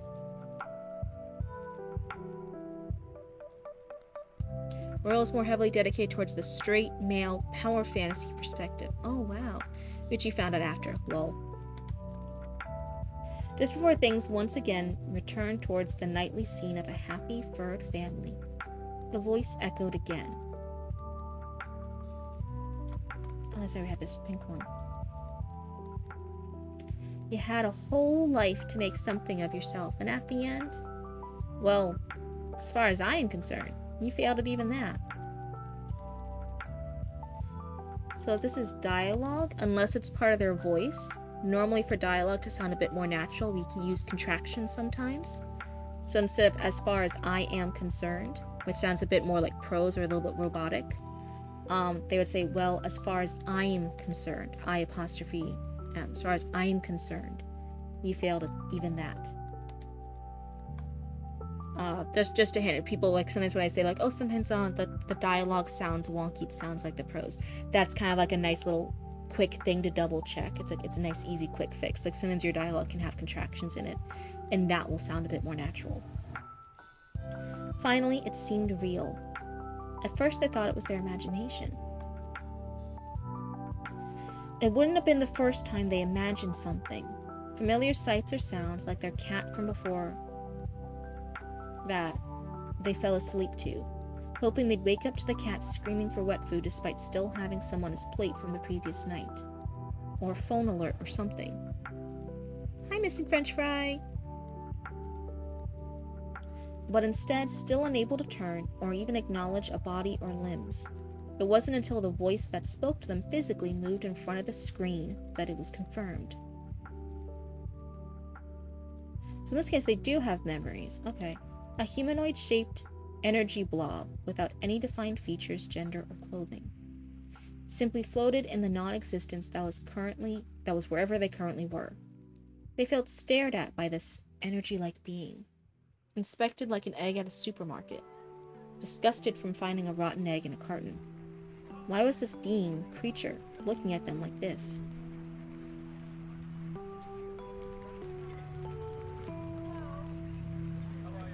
It was meant to be some kind of isekai, romantasy, character and plot driven story. Less power fantasy. Okay. Don't know how long you've been awake, or aware, but at least for now, I'm fairly sure you are. Right? Right. Why am I even... Hello! I am God! Well, not really. Your kind refers to us as God, or gods, but all said, we're simply beings from a higher dimension in the chain of existence. Oh, that one's a hard one to say, that one's a long one. No point explaining the finer details, not like you'd understand. So yeah, the contractions definitely sound a bit more natural for the dialogue here. There's some, that makes it sound a lot romantic. What a Where'd you love it? Yeah, the romance fantasy trope. I didn't know about the word for it either. I feel like it's a new. There's always been like fantasy with romance elements, but recently they've labeled that as the new genre, that mix of genre. So it's like the new buzzword. It's the new buzzword in publishing. Everyone's talking about romantasy. um, of course, said God was correct. There was no understanding. It's not only seemed like some crazy dream, but their current state of existence wasn't even known. How would they be able to parse talk of dimensions and gods? But there is understanding, because they're having imaginations. They're remembering the phone and the cat. They're looking at this screen with the stuff. They're keeping track of time through the boy's window. Like, there is understanding there.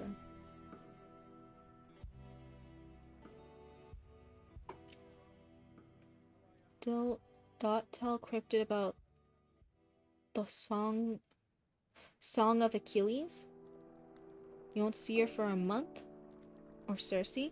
I know of that book. I've already heard of the Song of Achilles. I already know of that one. I haven't read it or watched it or heard it. I don't know what that one is. Like I said, you guys see all my free time here on stream. I don't have a lot of free time anymore. We're planning, it's gonna be our furthest market we've gone to.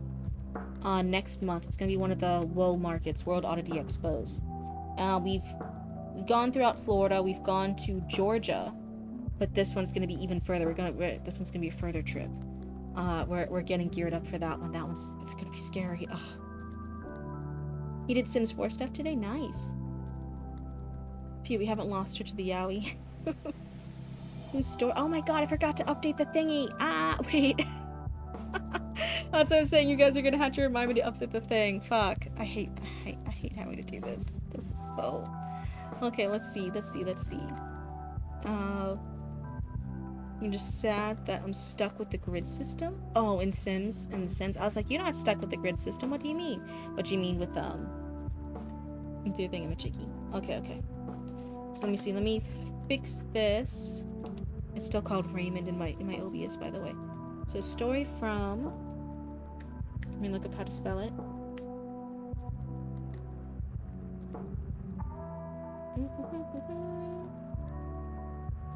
It's just AC in chat.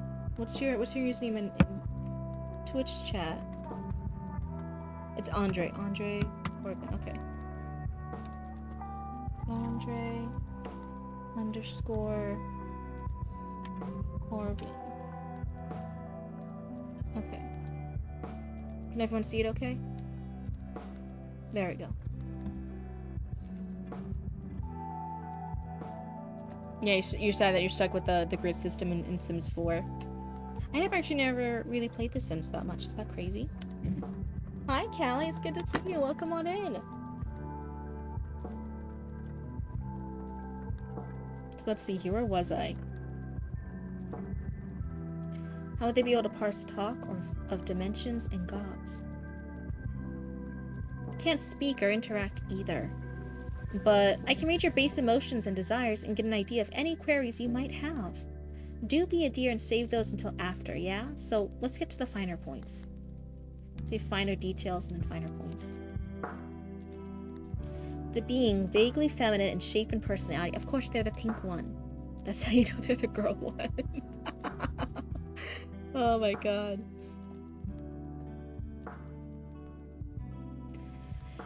Vaguely feminine in shape and personality, as the conversation went on, adjusting its form a little, proceeded to claim rather softly. So, you're dead. You might have surmised that. Lived a poor example of a life, died just as devoid of success.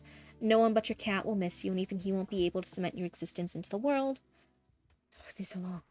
Everyone who ever knew you or loved you at some point when you were still young, cute, and lovable will only recall you as an endnote to a thought, and eventually, when they're gone, that'll be that.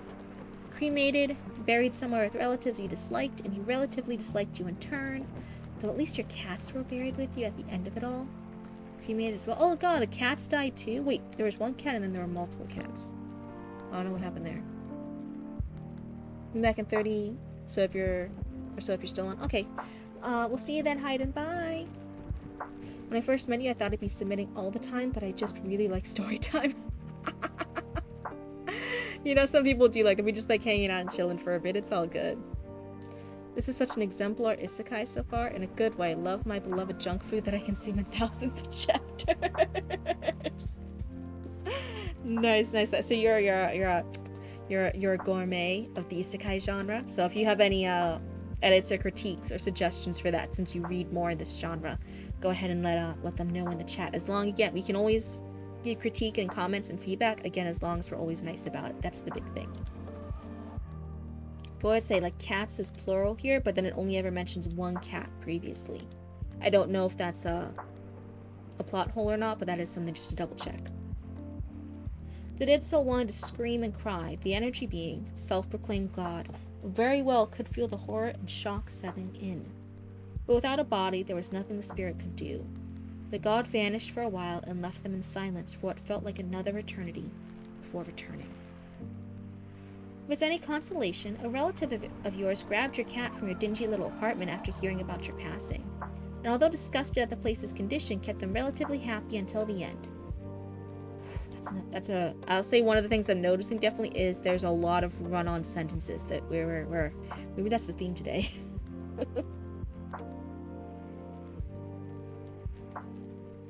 Your interpretation of isekai is, it isn't really about the writing. You love isekai, by the way? Well, I still think, like, if we're doing, like, writing and stuff here on stream, we should still want, like, good writing. Again, good writing could change a little bit depending on the genre or the target audience.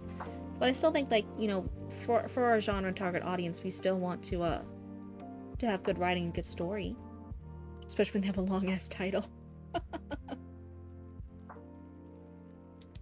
By this point, the soul was hardly listening.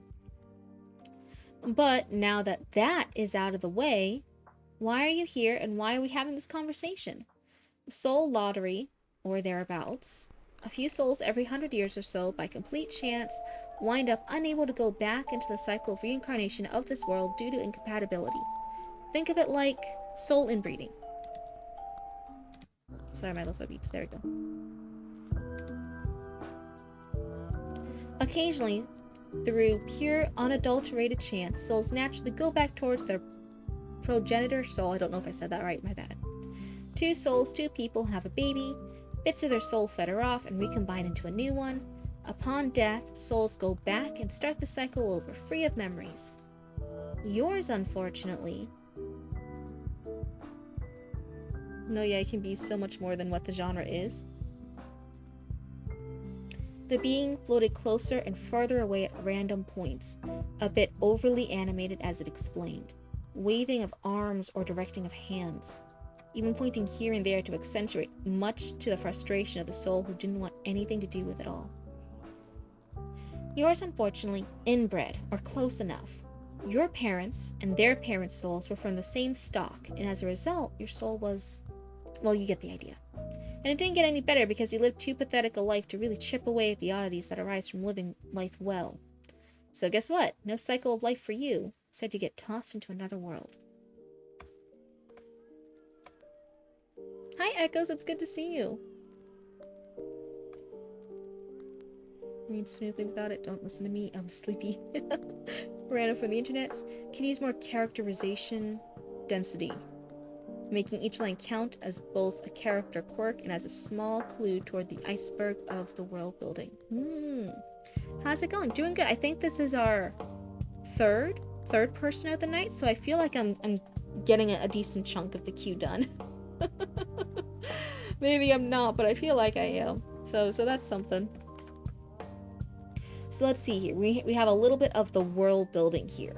Right, we have the plot of how this isekai, how this soul reincarnation is working in this world. And again, I'm naturally more leaning towards a developmental editor, making sure all the bigger picture stuff makes sense and works and doesn't have plot holes. So let's, now that I've read it, let's take a closer look at this to see how this works. So a few souls every 100 years or so. So it's a rare chance, but it's not like 0.0000001%. It happens occasionally.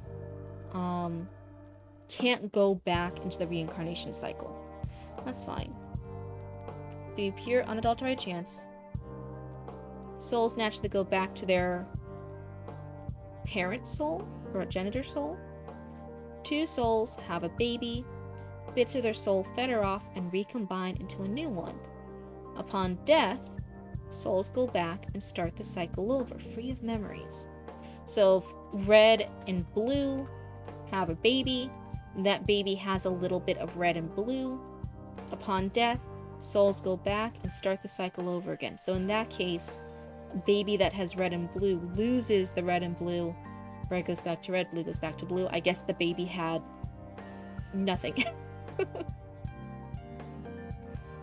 Totally didn't expect to read about incorporeal incest tonight.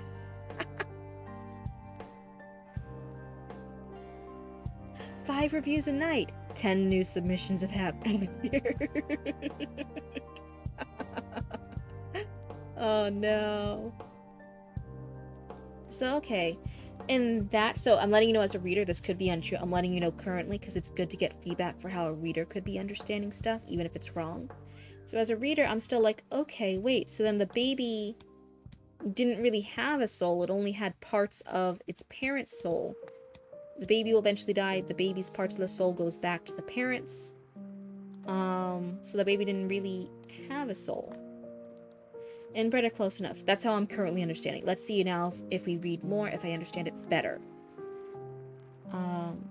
Your parents and their parents' souls were from the same stock. And as a result, your soul was, well, you get the idea. So in this case, their parents and their parents' parents' souls were all red stock. Let's say they're all red and red. So we're red squared. And for some reason, because we're too red, we can't get reincarnated?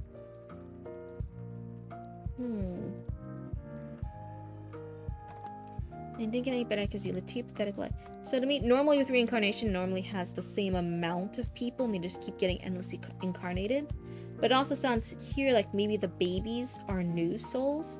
So we're reincarnating the original souls, the parents and the parents' parents. But the babies are also new souls that are going to be reincarnated. So that it almost ends up being like an endless loop, an ever-growing towards infinity loop of souls. That's how I'm currently understanding it. You try waiting at least 2 streams before submitting anything to help newer raccoons get some review time. Oh, that's very nice of you. That's very sweet. This Final Fantasy VII Chocobo breed problems.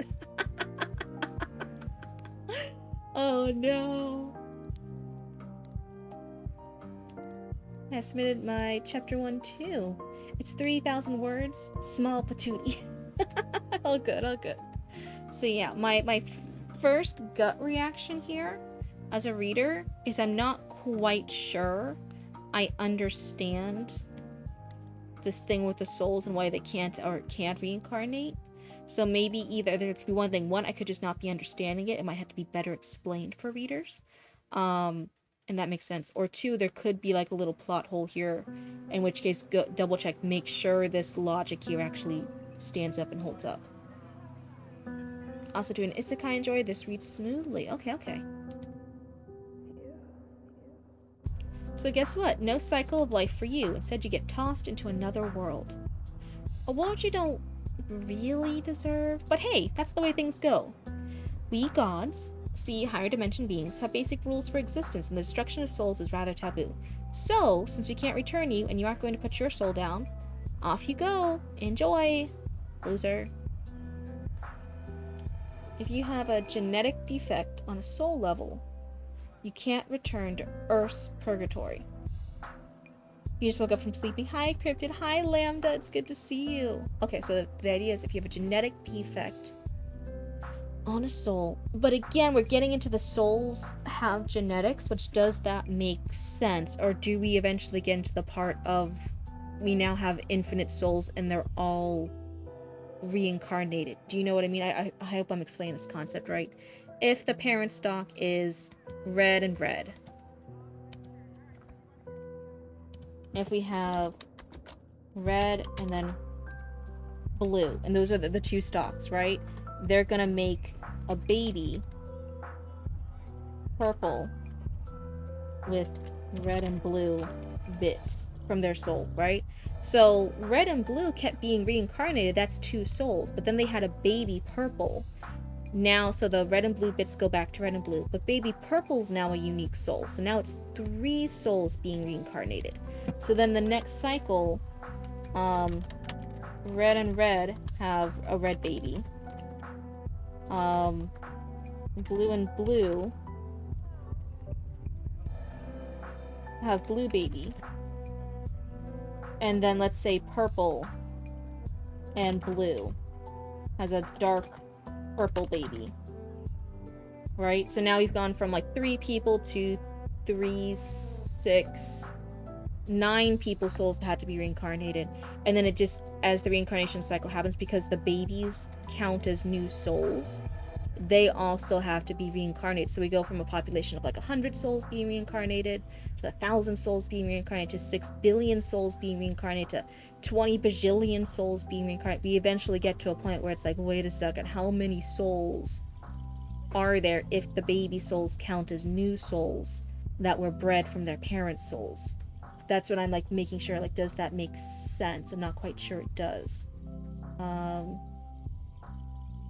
The story touches on that quite a bit later on, but I will keep that in mind and try to make it more clear early on. Okay. Sorry I'm late. Mom kept me up until 11 a.m. You're back. Hi, Deathshead. Hi, Chatty Matt. It's good to see you guys. So, but yeah, so apparently with this soul breeding system, some of them can get soul defects. And for whatever reason, those defects mean... Oh, wait, see? Do I have my leave screen twice? I think I do. And these genetic defects means they can't go back to Earth, but they can go to another world. I'm not quite sure why, but that's a...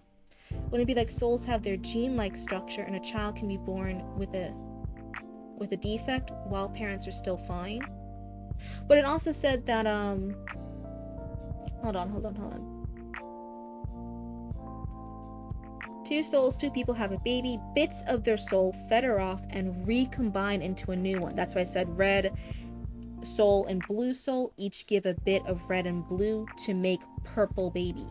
Upon death, souls go back. So purple baby loses red and blue bits. Those go back to parents red and blue. But I think they still have a soul, so purple baby's still a new soul.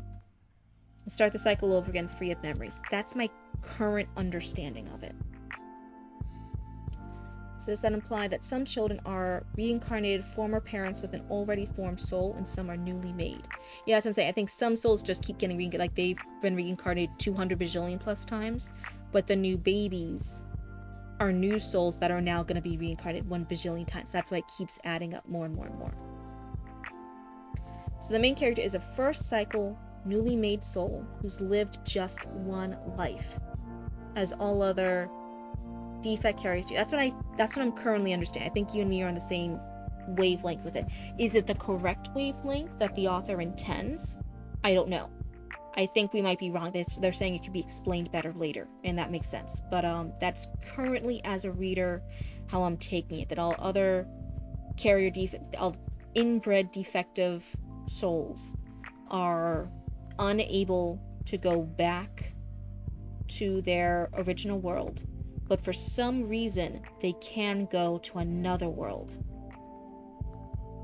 I'm not quite sure why the soul defect means they can't go back to Earth, but they can go to another world, but that is the logic here. That's what I'm saying, like, hey, wait, double check, make sure the logic you're using in your world building makes sense. Double check everything. But you're saying that it might make sense later, but yeah, maybe make it make sense a little bit earlier. So anyway, the being says, off you go. Enjoy, loser. The last bit was muttered, and before the soul could even think to complain, it went from the blank void it was in to another slightly less blank void. Ever so briefly, and then the void lit up a little, and in place of the energy blob was a floating fox-like girl. Woman? They weren't really sure. It was hard to tell. Unlike the mother or the boy, who looked like a red panda, this fox being goddess was a little on the short side, floating above the floor. Not that there was one in this empty, white backlit void. Her fluffy tail flicked and flopped about as she studied their soul, once again like it was a rotten egg. As the fox's nose crinkled and their mouth opened to reveal a disdainful click of the tongue, she turned and vanished, leaving the stranded soul to just stare off at the backlit void and then nothing. Nothing.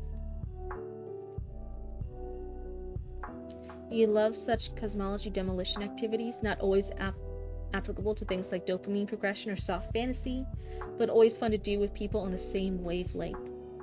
Cosmology demolition. Oh, so wait, are you talking about the double checking that the world and the logic of the world building makes sense? Is that what you're referring to? I was just making sure, like, wait, does the, if you're saying this is the world building, if this is how the world works, does that make sense? As a developmental editor, I'm always looking at stuff like that. I'm always looking at like, does that make sense? Is this good? Hi, Tangents. Welcome on in. We're on our third submission tonight that we're giving feedback and reading and stuff to. This one is an isekai web novel themed one. Yeah, the deconstruction of the world building rules. And again, does everything have to make sense down to like the microfiber? No, but we normally want logic to like the 1 or 2 steps down, and then as long as the logic works 1 to 2 steps down, then readers will tend to be in suspension of disbelief, or they'll believe you. But if the logic doesn't hold up after 1 or 2 steps, then you lose suspension of disbelief. Then readers won't believe you. I don't think I knew you did reading. Oh, what were you here for before? Normally, most of the submissions now for the past while, I've been doing reading from other people's submissions here in chat, and then I give 1 or 2 pieces of critique, more if they've submitted more frequently and they need some more critique to get published. But otherwise, yeah, we hang out here and vibe and give critique and feedback. English a second. Oh, okay, yeah, this weird phrasing, hence me being sorry. Oh, you don't have to be sorry. No need to be sorry. I you a couple weeks ago, I don't think you were reading. Oh, thank you. Well, anyway, welcome to Cryptid. But yeah, we're reading this little submission from someone, Andre Corbin, in chat, and we're giving feedback and critique on it. You're back. Had to go do some work stuff. Blah. At 9 p.m. Oh, blah, blah, blah, blah, blah. Why is work calling you? You would have been looking here more. All good, all good. There is a Discord link if you want to go ahead and submit your stories in the future. You just do it right through there. A Google Doc's the easiest one, but it can be other ways too. You just read the story submission and the rules. And yeah, I pull them from the queue in Discord, and then we read them here. As long as you guys are okay with me getting sidetracked with my ADHD sometimes. That's the only caveat. Blue Woman rips things to shreds once again. No, I'm very nice, please. Look at the font colors, it's already bleeding. No, I didn't do that. It's not bleeding from me. Don't triangle, don't make me seem like I'm an actual monster. I'm just a cryptid. Any chance of getting your story looked at tonight? We can check, we can see. Dang, new viewers getting the full service. I usually get what you doing here? I'm trying my best though. I'm back, what I miss. Me and some other people in chat were going back and forth about the logic of soul reincarnation in isekais. I don't think you missed anything too entertaining. So let's read a little bit more. We have this fox lady here. I'm going to read a little bit of hers, and then we'll call it stop and I'll give my critique. How long had it been there? It felt even longer than the whole time they'd been watching the screen of the family. Only finally she returned and stated in dismay. Well, this one's a little hard to read with the red. You're still here? Go on, go away. Ugh. Souls are supposed to just reincarnate, right? Damn it.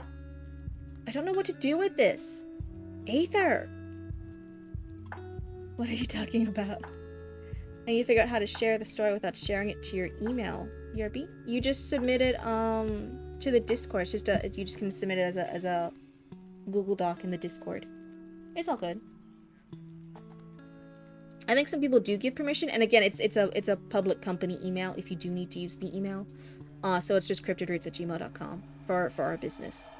Don't personally email me because it'll get lost. I'll forget about. But just submit it in the Discord. And if you guys need to give permission for viewing to an email, it will be the Cryptid Roots email. I won't look at it through any other email. Yeah. So anyways, she says, Aether! She shouted in the void and another voice came. Fuck, wait, hold on, I'm blinking. Okay, wait, this makes it a little easier. All yours, dear. Sorry. Everyone has a turn. Oh, come on. This is stupid. This thing isn't even normal. It's malformed. What am I supposed to do with it? The spoiled fox pleaded and begged with this Aether before finally whining and covering her head as she sat on the floor in front of the soul, eventually raising her face to stare at it.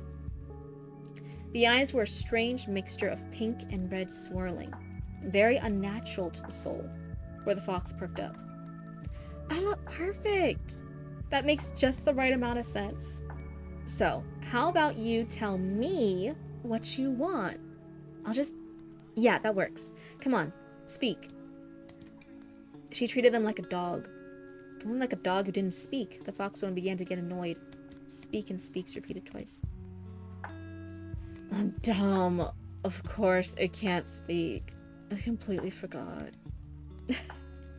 Hi, PP. Hi, Triangle. Yeah.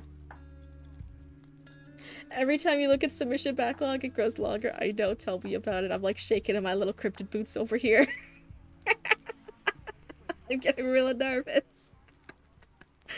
I showed my book last week too. She said, and I quote, "Why do you have to create something that's cosplay bait for lesbian?"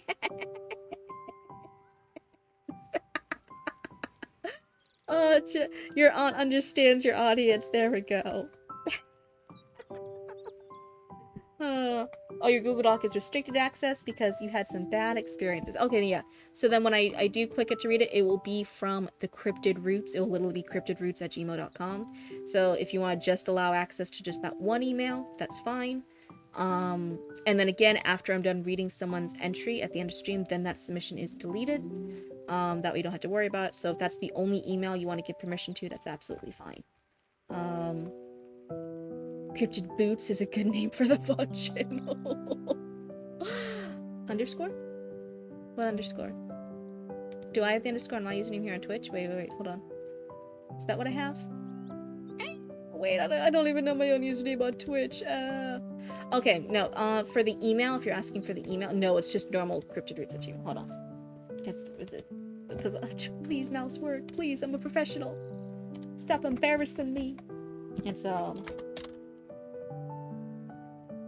is it capital R? I don't think it matters. That's ours. Yes, the only person. And then the picture should still be the Deer Skull logo. It's our business email. That's the only one you need to get permission to. And if you don't want to get permission to anyone until you're on stream and I'm asking to read it, then you'll be like, okay, yeah, and then you can give permission to me there. And then right after I'm done reading it, then you can revoke permission and I'll delete it and it'll all be good. And everything will be safe. I take that to mean relentlessly market this to the LGBTQ community. I'll have a wee screen. This is Roots Erasure. No, I'm not trying to erase Commander Roots. I'm just trying to... Roots, you get over here and you read stories and give critique. That's what I'm gonna start having you doing.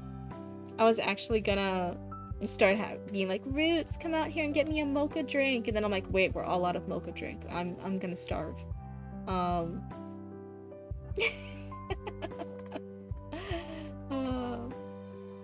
So anyway, where was I? Oh, Triangle was saying, Roots, that it should be cryptid_boots for the VOD channel rather than Cryptid Roots VOD. I think that was gonna be your evil alter clone, right? Your evil version was gonna be Boots. The shadow version of Roots was gonna be Boots. I think you had some quick little joke or throwaway line about that the evil dark clone version of Roots was Boots. My Boots, not Boots. Oh my god. Are we allowed to submit multiple times? Yes, you can submit multiple times. The only thing is I ask no more than like 2 to 3 submissions. And when it is your turn, I'll only read one of them.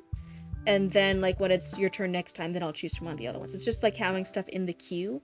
But if you have like 3 submissions, when it's your turn, I'm not going to back-to-back read 3. Because that's not fair to the other raccoons who might have been waiting for a while. I'll just read 1. and then like those other two are already in the queue earlier on, so they're like just waiting there, like prepped and ready to go. So yeah, you're right. Hi Toll, hi Knit, hey man. Better, it is better than Toots. Yeah, someone I think mistook it and called you Toots the other time. Oh my god. I'll lay the queue for later. Confused because I saw some names before and after mine. Yeah. So that's why, like, some people, as soon as I'm done with it, they already go ahead and resubmit it. But yeah, normally it's like, it's fine if you do like 2. I'm gonna might say up to 3, but like 2, and like, yeah, then you're just, those are just in the queue, locked and ready, and it's fine. Yeah, by the time we get to you, you'll be top of the queue regardless. But also, you'll be busy, because then you'll have all these fucking developmental editor notes for book 1. So maybe you'll be too busy to hang out with us anymore. Who knows?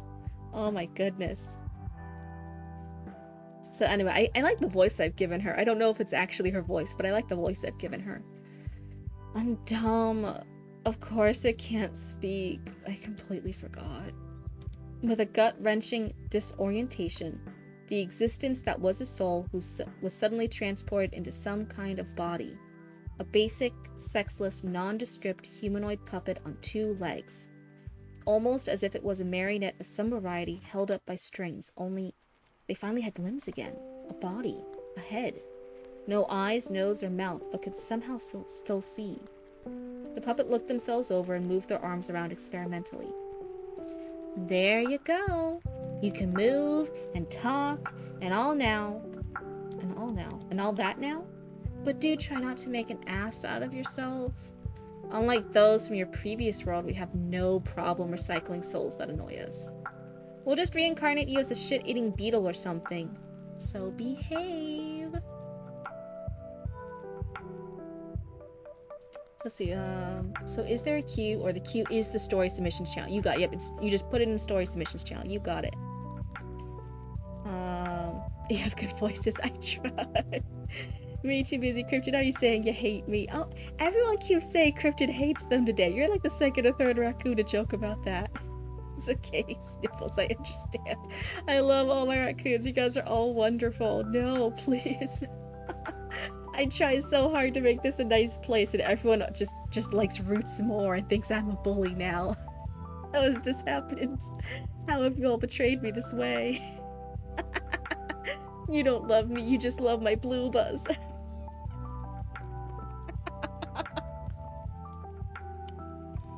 So for the Earth world, they can't destroy the souls.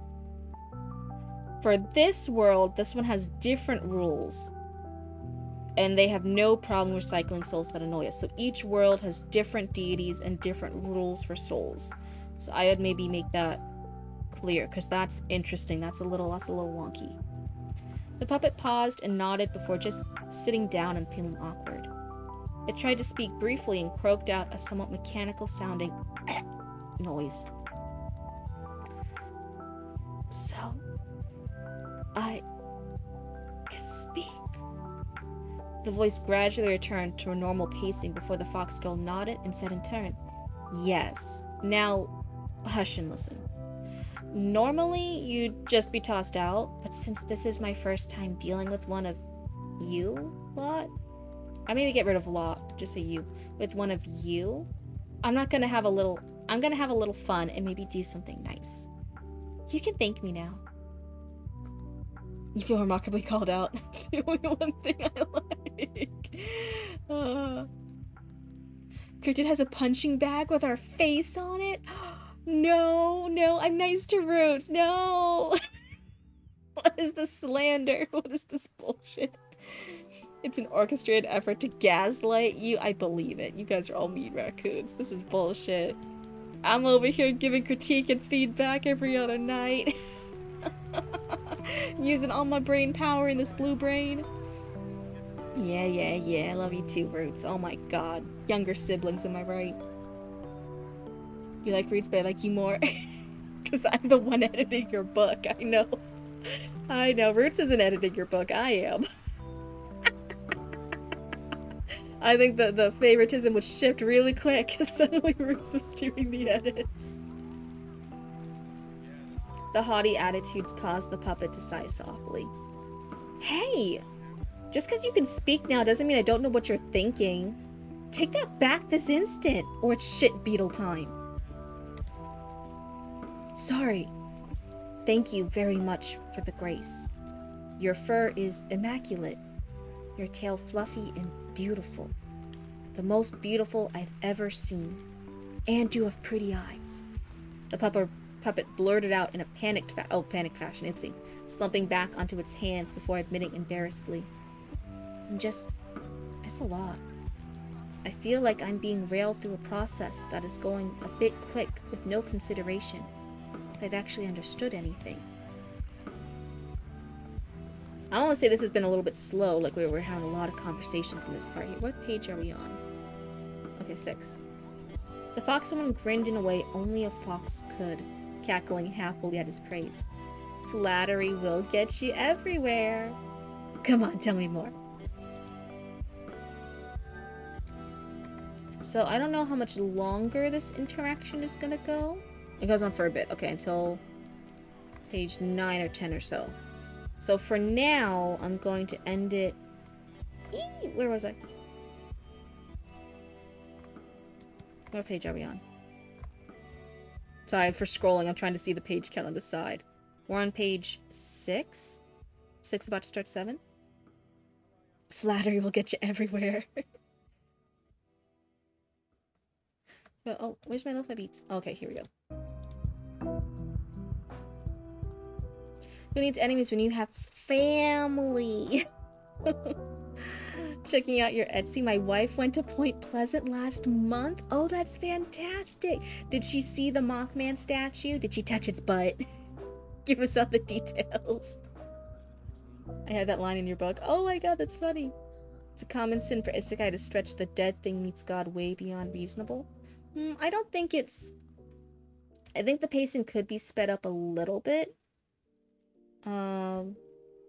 6, 7, nah. Can't wait for you to meet May in my story. Ooh. I don't think she did, but she bought some stuff for gifts this year. Oh, that's so fun. Do you have a lot of Cryptid fans in your family? That's fantastic. Story are as much characters as anything else. Okay, okay.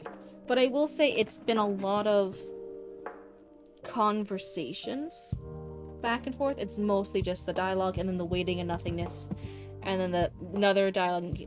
I'm wondering if it could be sped up a little bit pacing-wise. For the dialogue, I like the Fox Lady more. She has a more unique and distinctive voice.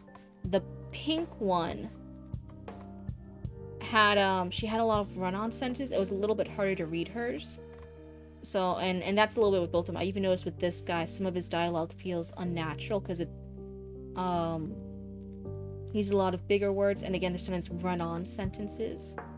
That feel more like prose than dialogue. I do want to give the similar, I said it to a few other people tonight, read your dialogue sections out loud to double check and make sure that they sound natural, that they sound like they could be spoken by a character. Out of the 3, I think the red one, this Fox Lady, she has the most distinct voice. She has a pretty good voice. It's normally just like a little word or two that I want to fix a bit to make the dialogue flow a bit more naturally. But I like hers the most.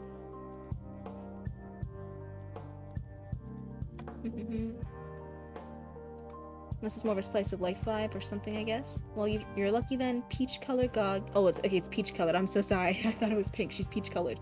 God gets one line after another 90k words and is never heard from again.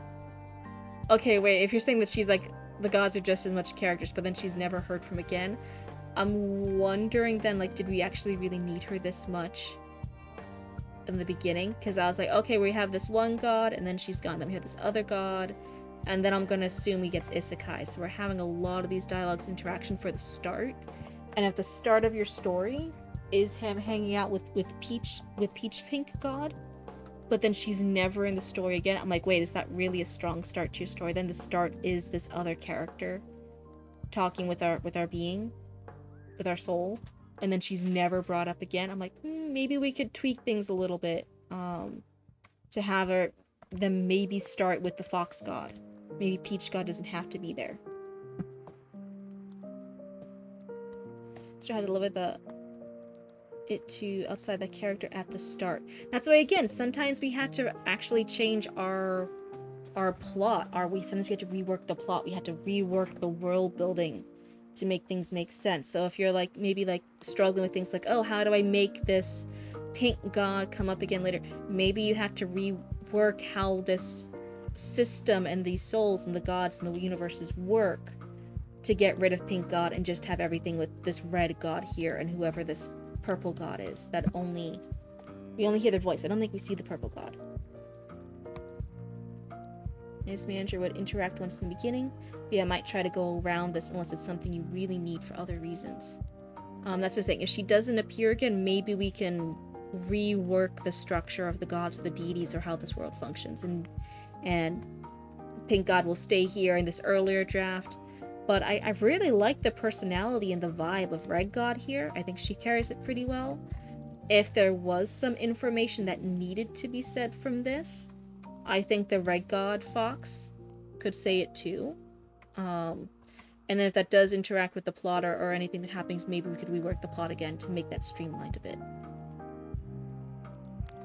Alright, so maybe your overall story to accommodate the berry needs 4 books and not 3. Brandishes the Occam's razor. It's time to make the script bleed. Medea forced 4 books. Yeah. See, sometimes those are hard cuts are necessary. And again, is that right of me to say after having only read a couple pages? No. I'm just giving you that feedback and a possibility of how to edit it and reformat this. But you know the whole story more than I do after having just read a few pages.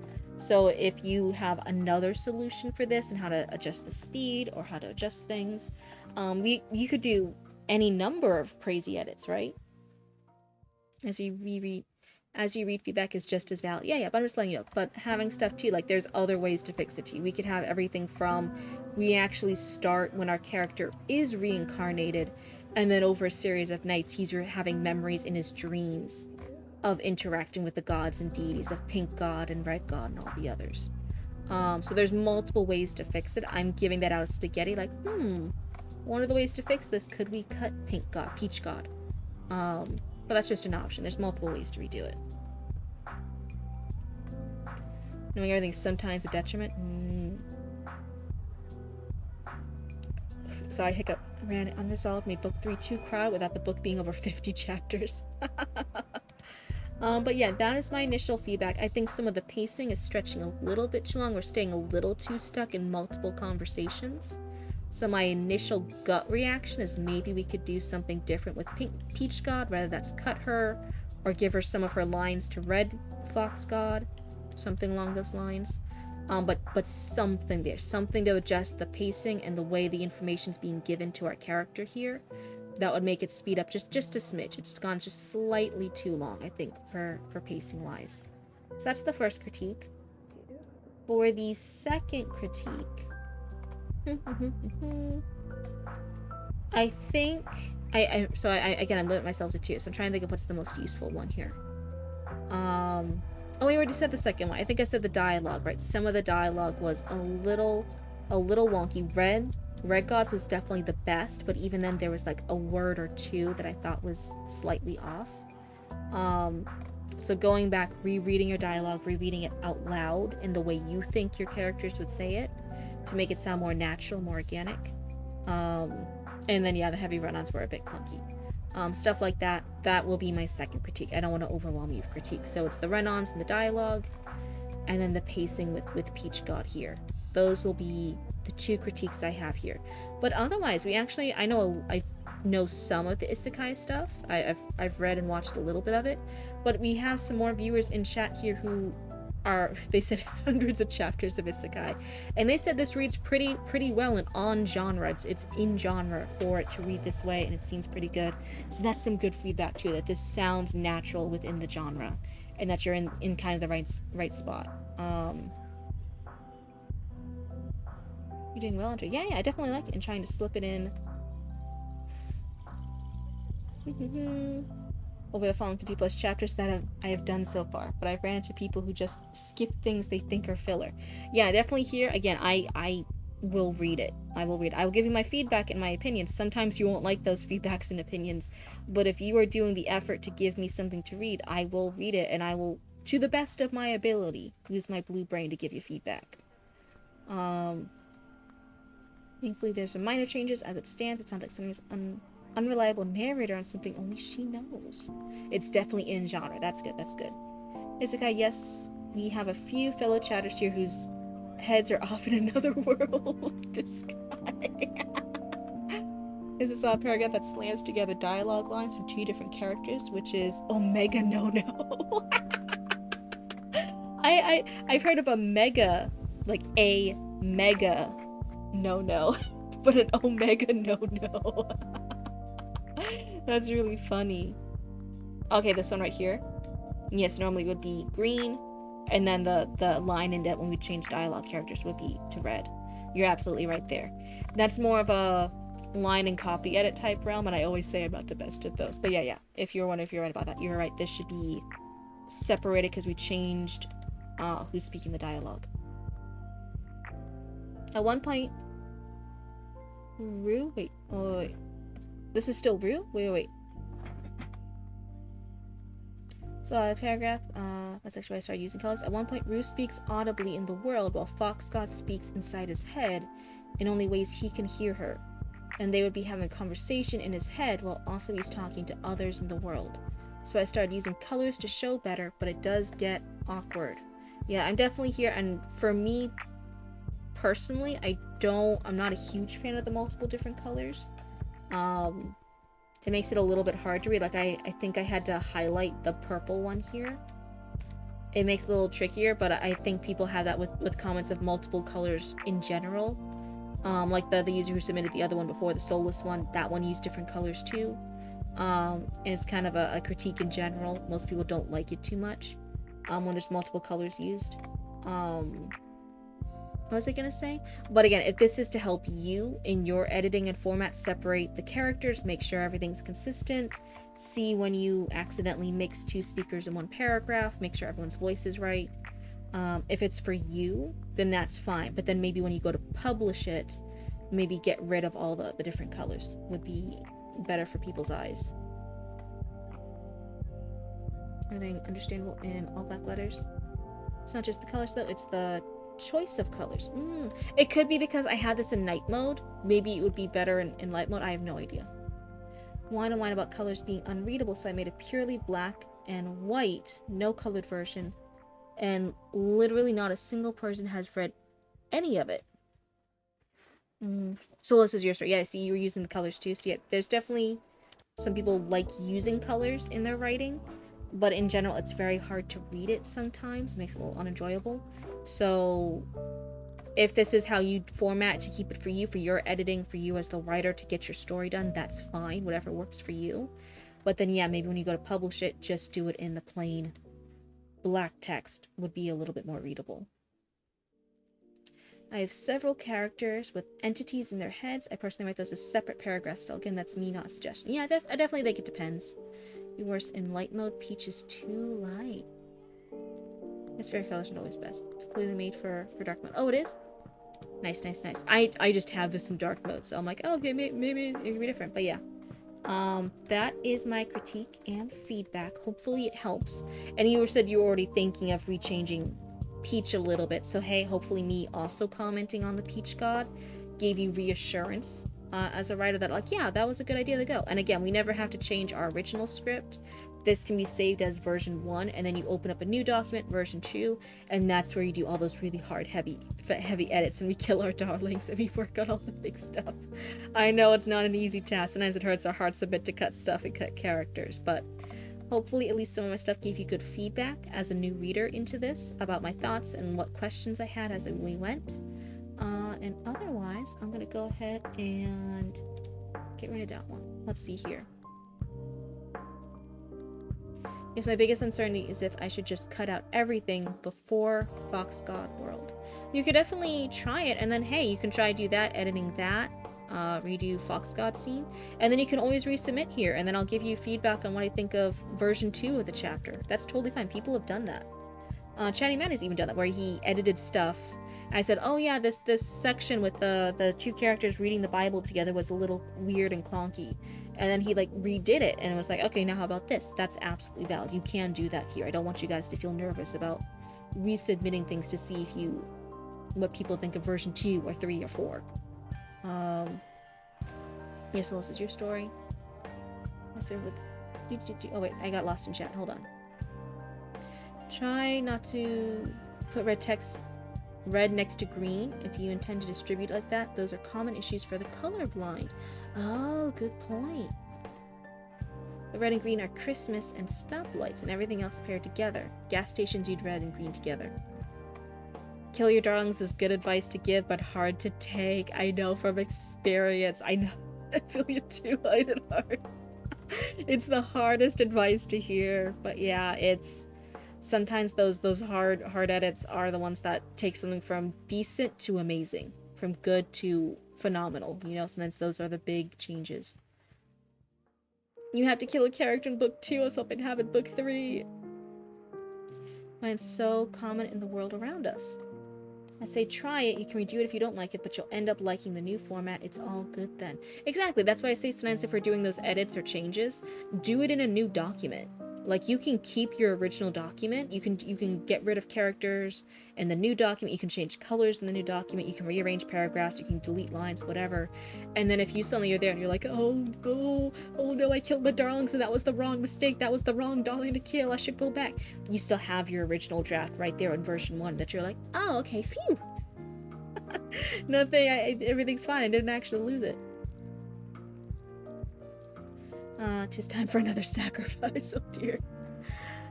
You have another book where a character is going to be killed, and I want to make him really liked by the reader too. I want my readers to feel pain in that book. I'll let you know, I'll definitely let you know. Since Chatty Matty, even when he was first submitting his earlier chapters of book 1, he was asking specific things like, hey, I want the characters to come across this way. How did the characters come across? What did you feel about these characters? How were they likable? When did they stop being likable? What were your feelings and opinions about them? And we would go like scene by scene, let them know like, okay, this scene feels awkward with them. This part they seem likable and cool. This part of their personality is cool. Why aren't they doing it here? And we would like go through about that. You guys can ask that stuff. That's fine. Your book is long, but you like it. That's totally fine. Bobicus has a 80-something page short story that we're slowly getting through. We're reading in little chunks over time. Chatty Matty was giving us chapters bit by bit of a book, right? They're already in like book 3 or 4 over there. But they gave us chapters from book 1, so that's an entire book. And they end up getting encouragement. I am now actually trying to developmental edit their book. So you can absolutely give sections of your story here and we'll read through it. Author Relic, who sometimes appears in our streams, they were showing, they're a published author, they're a self-published author. They gave us sneak previews of their first book, the first couple chapters that we could read and get a sense of. So like, that's totally fine. Probably going to be a strong scene. And you're welcome to read more if you'd like in the future. I'll edit more chapters into the same doc, revealing some of the more horny energy that goes into the scribble version I have. That's fine. The only thing you gotta do if you want us to keep reading it is you just resubmit it in the queue. That's all. Nice and easy. Trained or sensitive eyes pick up on color choices and design discrepancies. Given that sight is heavy into the horny vibe, the default wasn't meant to be quite so adult-oriented, so no need to worry about that, hopefully. Oh my goodness. Hi, country girl. It's good to see you. And you have to ask yourself, what does a reader really want to get out of my reading? My taste in color choices, layout designs, or the quality of my work? Good point. Good point. Good questions to ask. If you're trying to make someone likable, but GA tend to hate cool, nuanced characters that are women. One reason why you hate marketing? Oh my goodness. Back about Chinese manhwas. Are you familiar with Lord of Mysteries? I've heard of it. That one's really popular right now because it got this super high budget, fancy looking animated adaptation. And it's also getting an MMO now, right, too? They have like an MMO game they're going to release. Both of them are like very high budget, big production things. I tried watching the anime thing, but the pacing in the beginning is just so off. Even though it looks beautiful, the pacing and the storytelling, the backstory was just a little off those first couple of of episodes, so I didn't continue watching it. If you guys like it, I might give it a read in the future, but again, I need more I need more free time. I'm currently reading a story by I finished the MXTX stuff, so now I'm reading stuff by Priest. Is that the name they go by? I forget which work it is because I don't have free time, so I haven't really started. I've only a couple pages in. But one of the other ones people recommend if you like MXTX is stuff by Priest. So I have a book by that author. Your link is a third review copy. I have more than 30 chapters, but I only add them to the link I gave you after they pass my latest review. Okay. It'll take you months to get through it, probably. That's fine. As long as you guys are fine with that, I have no problem with that. Bobicus has been here for weeks, if not 2 months now. I've just slowly been going through their stuff. Chatty Maddie's been here for a couple months now, right around the 2-month mark. Getting their stories read chapter by chapter before I start taking theirs to do a developmental edit. Author Relic was here for weeks at a time, just getting those first few chapters read here.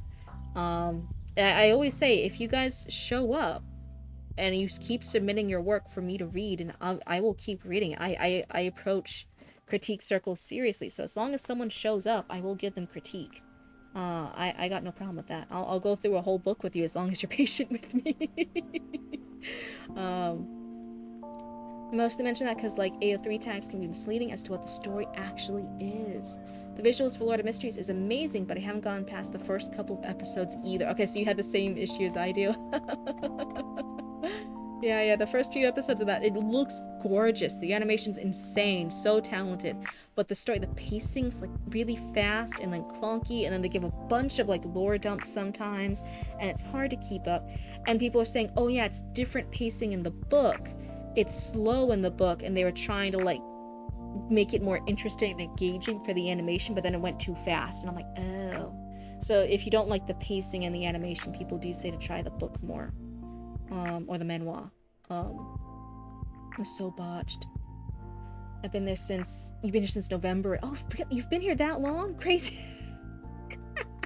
How has the time flown by, Chatty Matty? How has this happened? Critique my memoir. Add you to my chat program so I'll be alerted when you're live. Aw, yay! Oh, the key for tonight, probably right. I'm so late to stream tonight. Hi, country girl. Okay, let's see what I have here. Country girl has been waiting. Who here are some of my raccoons that haven't been read yet? Let's look for raccoons that haven't been critiqued at all. Who's haven't been critiqued at all? Who wants stuff? So we just did AC Red and Fox chapter 1. I will go ahead and delete that then, since we did this. Hide and Hot has some. Have I deleted Mysterious yet? Maybe I forgot to delete Mysterious. I don't even remember anymore. Raise his hand. Okay, so. Hi, country girl. Death's Head, I've read the first few pages of yours, right? I've read yours before.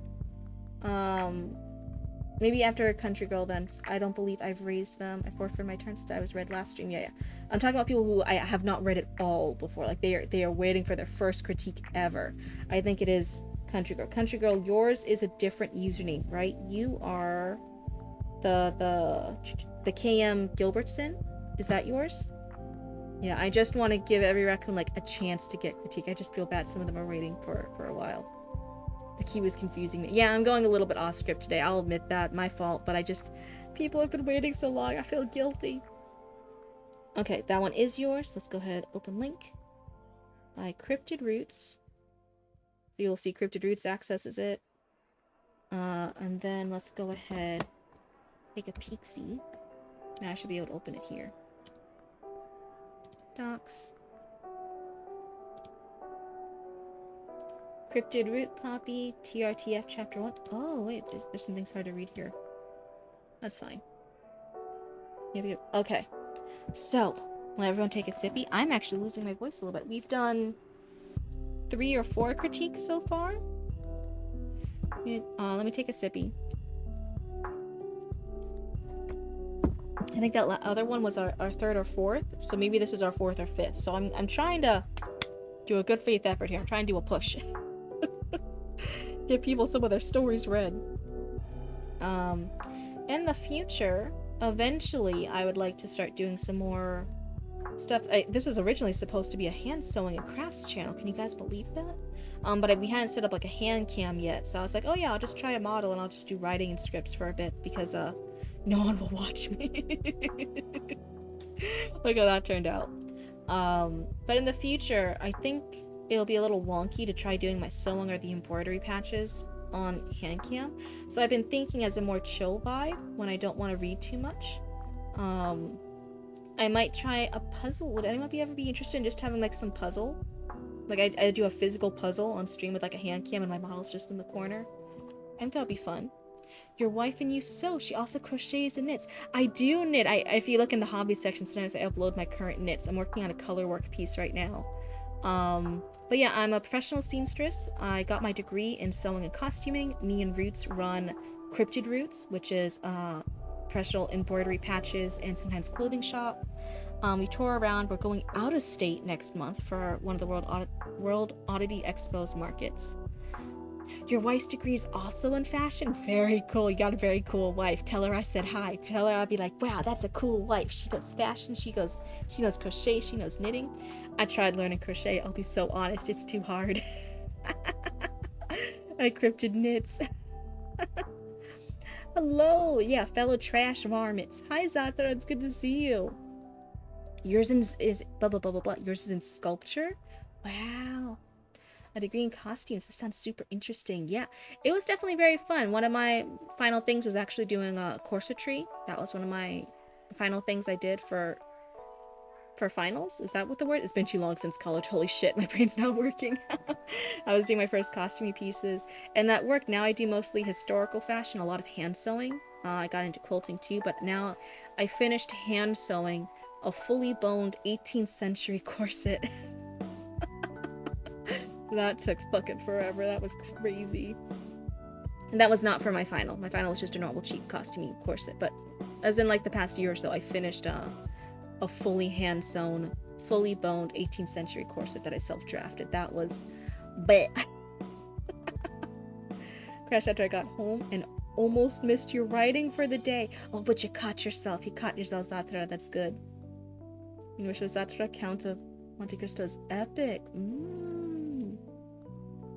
But yeah, definitely a sculpture one sounds really cool. Oh, hold on. The corset got absolutely boned. Shut up. My partner at the time, my now ex-fiance, my partner at the time was constantly making boning jokes and bone jokes for my corsetry work in college. Every single time, every day for weeks. Oh my god. Oh my god, that's funny. Exact same type of humor, that's funny. So this is To Remember Things Forgotten. To All Things Their Season, Book 1. So okay, so we have two different titles here. To Remember Things Forgotten, is that the series name? And is Book 1 To All Things Their Season? Am I reading that right? Yeah, you can go ahead. If you also message me on Instagram or something else, I check those a little bit more frequently. If you guys message me on Discord, I'm so sorry. Sometimes I can't keep up with it. As soon as stream ends, sometimes I go to sleep. But I would have opened your message, but I forgot to reply. So that I never reply because I forget. So sorry.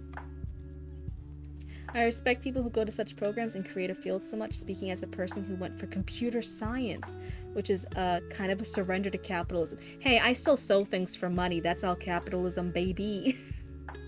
I had to start I figure out a sales tax every quarter. I do quarterly sales tax for us for Florida. I had to figure out a big taxes right now and how much fucking money I owe Uncle Sam. It's all capitalism, baby. Oh, opposite. Opposite to All Things Their Season is the series name. Okay, so To All Things Their Season is the series. To Remember Things Forgotten is Book 1 by K.M. Gilbertson. Very fancy. I like that. I like your author name, your pen name. Chapter 1, City of Strangers. This is gonna be the book. Do you want to let us know anything about it in the chat? Is this romantasy? Is this urban fantasy? Is this an urban murder mystery? Is it a web novel? Is it a novel? Is it a short story? Is it a script for a comic? Looking at it real quickly doesn't look like it is. But if there's anything about this story, go ahead and let us know. You've always liked your initials? No, I like that. That's cute. Where's what's headache fellows computer science major? I definitely feel like I would have made more money if I stuck with like one of those smart people jobs. I initially went for a creative writing degree, and then I switched my major to the costuming. So yes, your jam. Nice. It's fantasy western. Ooh, that's a fun mix. We don't always see a ton of that. That's cool. I like that. You got to update this. Oh, thank you. Thank you. What? I would have forgotten. Okay. Hold on. I'm going. We got this. This is NW Country Girl 17. I think I spelled it all right. Does that look right? Hopefully it does. Feel the word I'm going for is Middle Earth meets Gunsmoke. Oh, what a cool description. That's fun. I like that. I like that kind of vibe. Okay. But yeah, I definitely feel like maybe I would be less strapped for money all the time if I took a smart people degree. Oh my god. Should have been editing tonight, but I squandered my time. I'll write extra tomorrow. That's always good. Again, sometimes real life happens. Definitely happened with the last little bit. I've told some people real life stuff was happening. I actually had to take, I think, over a week or two away from the Three Little Witches. And now I'm slowly getting back into it a little bit. But like, whew, that was some real life stuff happened, and happened hard. That was some rough few days there. Well, that sounds challenging to me. Stop, I only get so into it. Oh, I can't see you guys replying to. Hold on. There we go. Oh, that sounds challenging to me. Oh. I need to set my screens again. So, knowing this is Western fantasy, let's go ahead and see. Let's go ahead and get started. How many pages? Oh, it's only 4 pages. Let's see how much I can read of this before my voice gives out. Ellie hoped to the marrow of her bones that the man would either buy the pistol he'd been inspecting for the last 20 minutes or leave the shop. Heaven and earth, please let him be the last customer before closing. This is fun, hell, and will take you to some dark places. My main girl's boss is a fantasy version of Samuel Colt. I'm actually gonna gift her signature weapon. Oh wow. Hey, that's your name, Ellie. Oh wow. I'm sold. I want 15 copies. I don't care what's in it. That doesn't help for me at all. So again, most VTubers and people on streams and Twitch and stuff, you guys will never know the real name. Here, for me, it's a little bit different. Cryptid Roots is an official business. It is a real business in the state of Florida, so you guys do know what my real name is. We just, out of respect, still call me Cryptid here for the immersion. But my real name in real life is Caitlin, or Katie.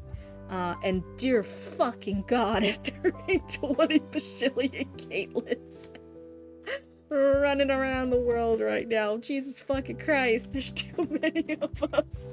And too many different fucking spellings, and everyone else spells their Caitlin names wrong. I had the correct spelling of Caitlin. Everyone else is all fucked up and ugly looking. There's like a few okay versions of Caitlin. There's a few. Mine's correct. Some of those other ones, like, it just automatically make you evil. I said what I said. Ellie is your dog's name? Oh my goodness. Hidden Heart. Are you secretly Mysterious Dog? That's crazy. Way to have that info revealed right here in chat. But yeah, so that's one of the funny things. I definitely think having Cryptid as a name is more unique. Oh, hey, I have a niece with that name. They are my age and white. Wolf. So they're not blue? It would be pretty cool if they were blue, just saying. Blue's pretty cool. I'm just saying. I mean, come on. How many? It's so funny. I was doing some gaming streams and stuff before. I appear in some streams with Penny sometimes. And one of the big things people ever notice about my VTuber model, even though it's just the Suika model customized, they're like, "Oh, it's a blue one. You're blue. That's so cool. That's so unique." There's not a lot. There's definitely some. I'm not saying I'm that unique, but it's definitely a more unique feature to have a blue VTuber. There's not too many blue ones out there. I feel like there's a lot of pink.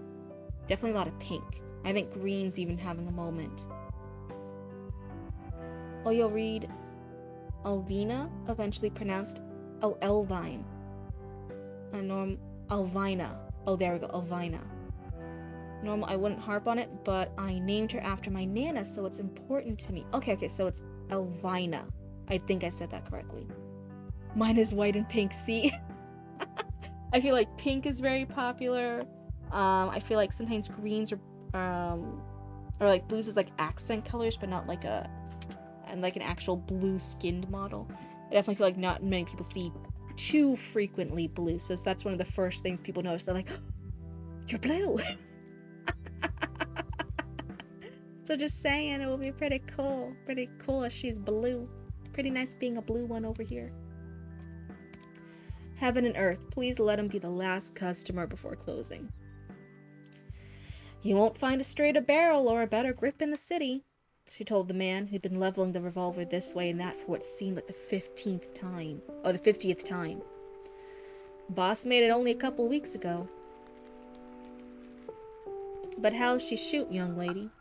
The man looked at her across the display counter. He met her eyes in search of separating out honesty from grasping at her commission for the sale. Some polished iron and bolts only go so far if a pistol can't fire straight. What if I could guarantee you that, mister? Ellie coyly tucked a Oh my god, I can't fucking talk.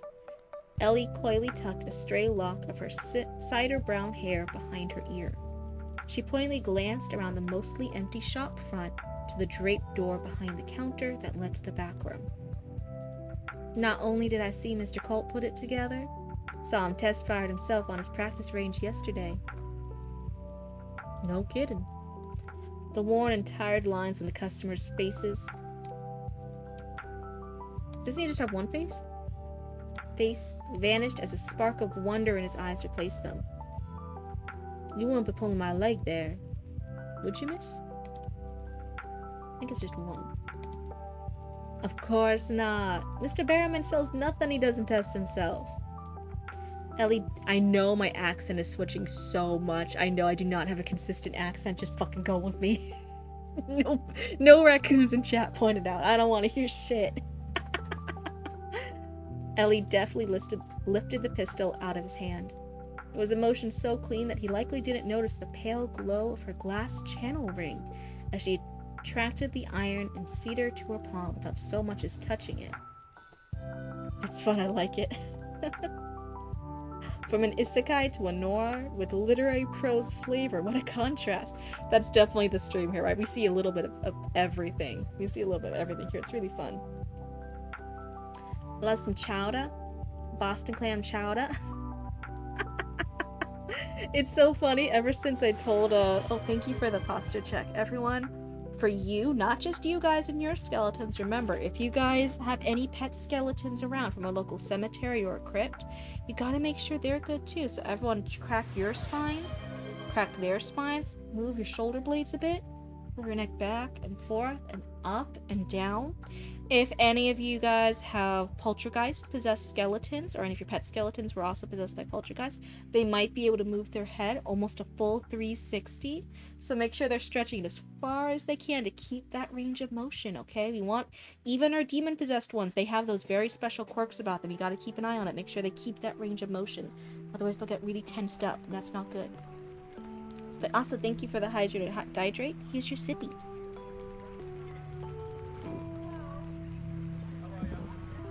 Anyway, what was I saying? Ever since I told the Mom and Papa Cryptid about the thing of someone trying to say, not chowdhead, but chatahead in a Boston accent, ever since then we've been noticing we're slipping up more with our accents. And we're pointing it out to each other, like, Mama Cryptid messed up something the other day, and I was like, oh? How did you say that again? She was like, shut up. So we've been slipping more. It was definitely a sleeper agent activation thing with all of us. Except Roots. Roots doesn't really have the accent, right? Because they moved when we were so little. They were so little when we moved, so I don't really think they had much of the accent. They mostly grew up here in Florida, so they didn't really have anything to lose. Embrace it. I fully embrace it. I've lost it most of the time. It just occasionally slips out. My exes say if I get angry, then I talk faster, and then I have it a little bit.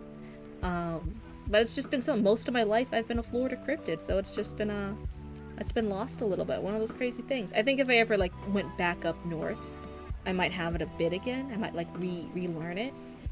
Hi Milu, it's good to see you. So sometimes my southern accent slips.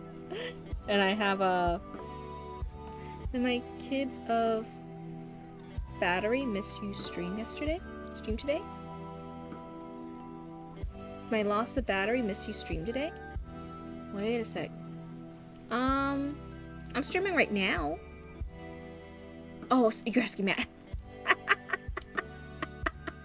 Never mind, I'm gonna shut up over here at the corner. I keep reading messages not meant for me. It's like the second or third time it's happened today. Someone was saying hi to somebody else, and I was like, hi, yes? I'm fucking up left or right today. Nobody look at me. I'm gonna go over here in the corner. You guys can just see my little hair peeking out. That's it. That's all you guys get. Maddie, I barely have time to collab at all. You can see me. This is all my free time.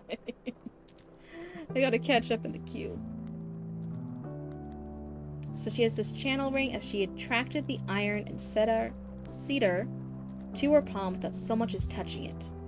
With a more pronounced wave of her hand, she made the cast register ring itself up. Ellie hoped that the clinking of gears would overshadow the poorly suppressed laughter she heard from behind the curtain. Should I wrap it up for you, sir? Though perhaps you'd prefer to keep looking for the right fit. The James Brothers shop is right down the way. She jerked her thumb derisively. I know I'm not saying that right. Fuck. Out the door and to the right. You drive a hard bargain, miss, he noted, reaching into the deepest pocket of his overcoat. After a performative moment, he handed her the crisp banknotes. But I'll take it. Little cowlick bouncing at the bottom of the screen. Yes, see. It has its own little personality, does it? I definitely think I never really wanted the is it called the ahoge? The cowlick thingamajig that anime girls have? I actually never really particularly wanted it for my model, but now I'm so used to it and I actually really like it. I think it adds so much. Yeah, the ahoge. That when I do get my official model for Cryptid, with her deer antlers and everything, all the jewelry and all the spookiness in her fangs and glowing eyes, I think I actually want to keep the little ahoge because it's just so cute. I actually really like it now. It's grown on me. Though we do need an Akoba at some point. Definitely. That little cow, yeah. I think it's called an ahoge. I think I said it right. We appreciate your business. Nicely done, Miss Karras, Colt said, slipping out from behind the curtain as soon as the shop was empty once more. You know, I don't think I've held that particular pistol before. Pretty sure that finishing mark on the handle didn't come from me. I know. Made me almost worried that he wouldn't notice. Oh, fuck. Made me almost worried that he would notice. Ellie grinned. She was privileged enough to work for and learn from the best gunsmith alive. He'd encouraged her before not to underestimate her own skills. One of the batch I made last week. I wasn't making it up about the quality, though. And how much harder did you think? Oh my god, I can't talk. Hold on. I'm gonna look away and I'm gonna look back and then I'm gonna be able to read. I'm gonna be able to read in a second. Hold on. Wasn't making it up about the quality, though. And how much harder did you make it, Mr. Colt, standing there like that? I was sure he would hear you. Sorry, I couldn't help myself. Colt shook his head, chuckling again. And yes, speaking as your teacher, I'm aware of how good your craft is. But I've told you before, don't undersell your own skills to people. Didn't know it had a name? Oh yeah, I think in the Japanese, that little hair piece that sticks up in the middle of your part on top of your head, it's the ahoge. But in the cowlick is more like any random part. It's more of an American term. It might also be an English term. I think it's an American term, but it could be English too. That's like any part that just kind of swoosh. It's that little hair. It's those hairs that go like a different way. But it's not specifically that little anime hair strand on the top of the part of your hair that's that will stand up and move a bit like this. That particular thing. That's the ahoge. I could be saying it wrong, so don't like quote me on it. And I've told you just as many times your name is on the door. Not to mention the gun, which is why people buy them. Ellie echoed her employer's gesture. You've built your reputation. I haven't, at least not yet. Also, for my story in book 1, just keep in mind some things are not quite as they seem. Very, very ominous, very mysterious. And you never will if you don't start somewhere. Colton muttered to her, turning his back quickly as the shop door opened and the bell rang. Here's your chance. Go for it, Miss Ellie. Evening, ma'am. So here, the ma'am, I am reading in a southern, you're also saying it's a western. So there is that accent, and the accent is prevalent in the writing here with the ma'am. I'm wondering, do you want to have the accent portrayed in the dialogue, or do you not? Because there were some things earlier that I'm like, the accent isn't like written out here. Let's see.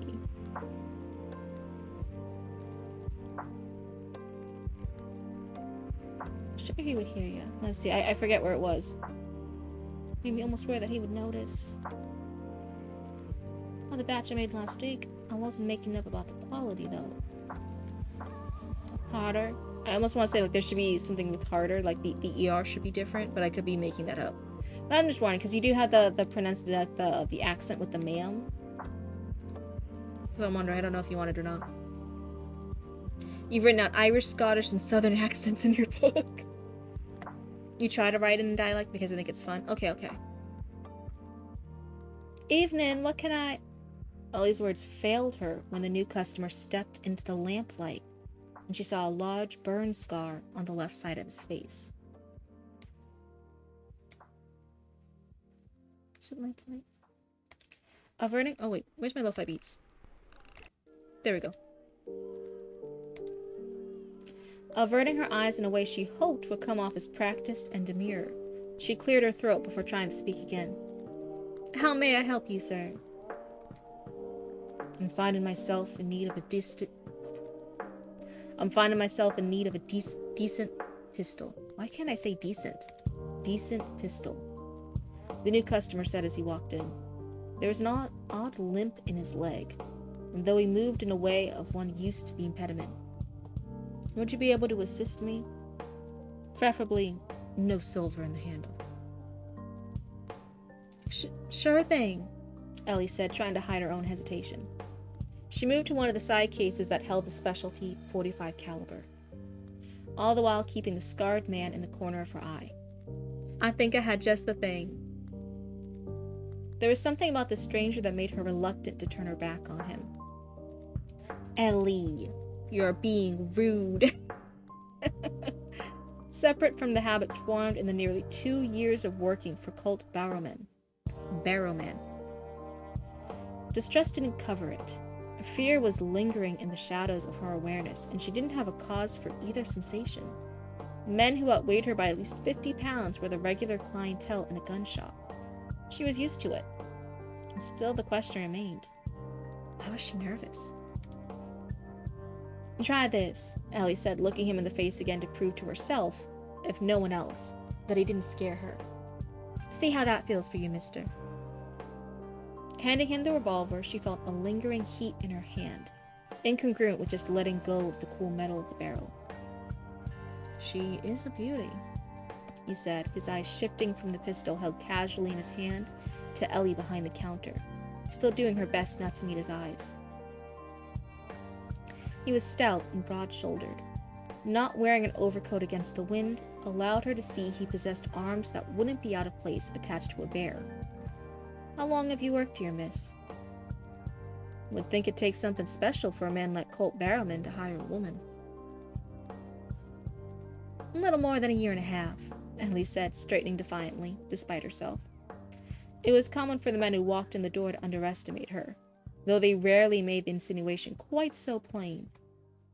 How and why she got in the job was no one else's business, but Colt had just told her not to sell herself short, so she opted for honestly.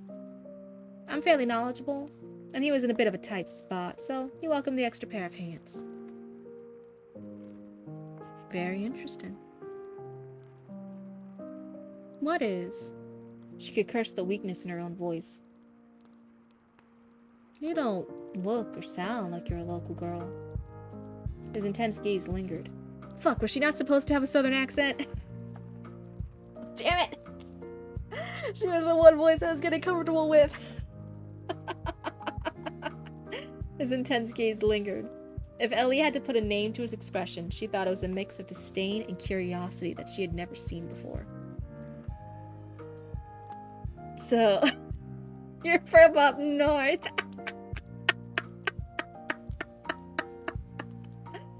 I'll see myself out. I'm out of here.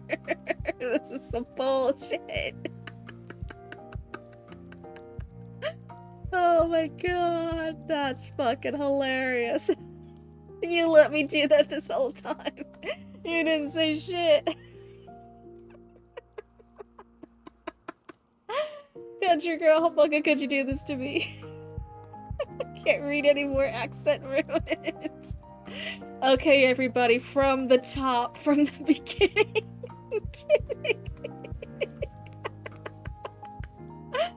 Oh.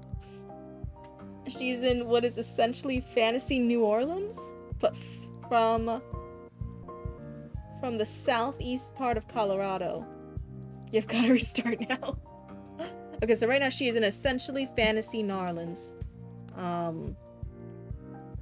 But southeast part of Colorado. Fuck, what do people in Colorado sound like? Gotta restart now. What do people in Colorado sound like? Fuck. People, what's the accent there? Oh no, I gave her the heaviest southern accent. But everyone else here, she's currently in fantasy New Orleans, they'd be having the heavier accent, not her. Fuck. IDK, I'm from Texas.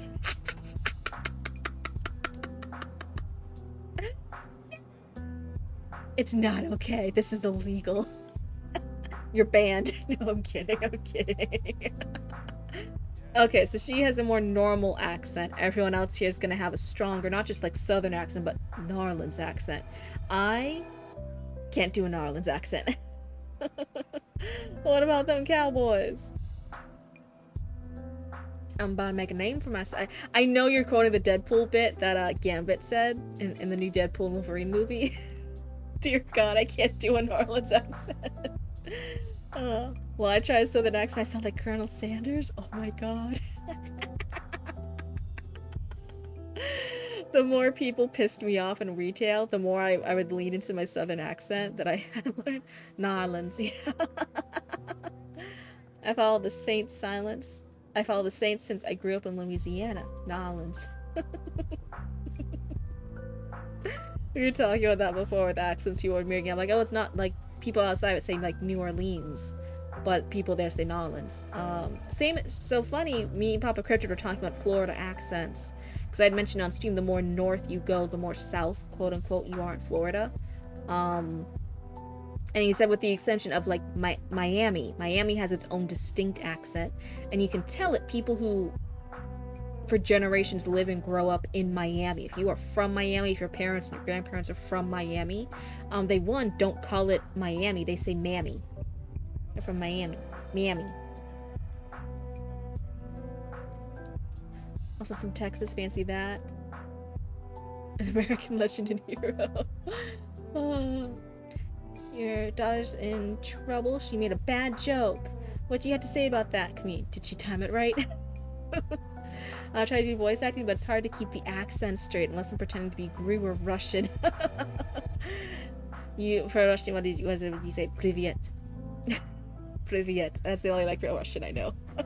That's like hi or hello or something. My boss is from Tampa. I've heard that before. Oh, really? You've heard like people in Miami have that distinct accent? It's true, it's true. Miami? No, it's not like Miami. It's almost like they're saying like a mommy type word, but it's not. It's like mammy. But it's Miami. Miami. Kind of thing. Most of the Russian I know comes from the Hunt for Red October, so I speak with a Sean Connery accent. Yummy. You're just trying to make this a cat girl thing. Yeah, if your cat girl's from Miami, then she might say Miami. Miami. The more north you go in Florida, the more southern you get. It's definitely true. If you think of like stereotypical southerners, that's gonna be in North Florida. The more central Florida you get, the more north you get, quote unquote, as in it's more liberal. You're like allowed to be gay. They're not gonna shoot you in the backwoods. And then I don't know about South Florida. That's probably gonna be more touristy. But yeah, Central Florida and like a bit of South Florida, you can like, it's more like the northeast of the U.S. where like you're like okay.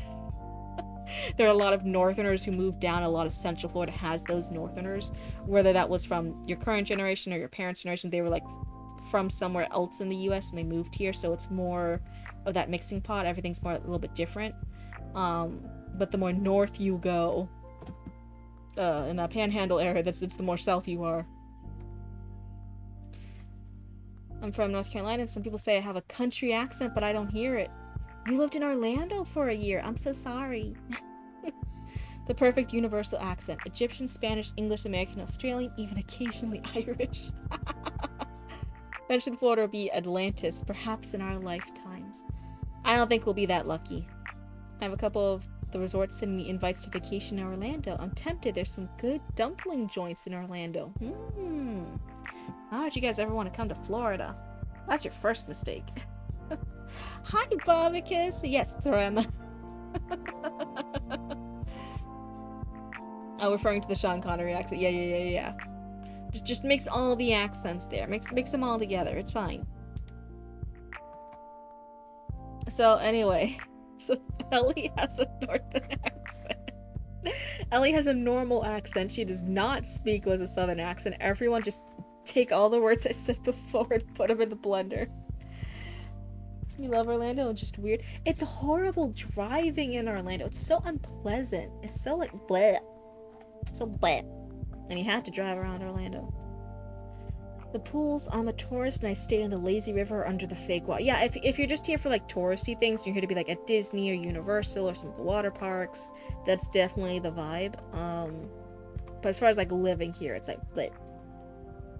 The first language was Mongolian. I'm not proficient in it as I never practiced since I was 5, but people often say my accent feels German.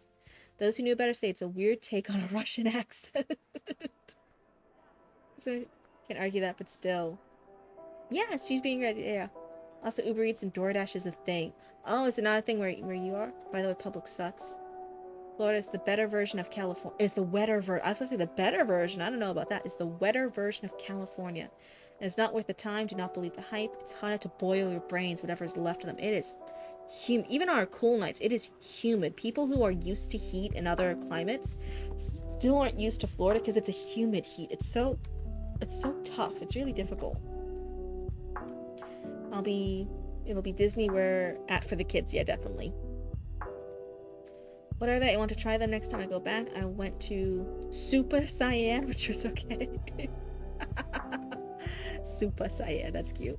So Super Cyan.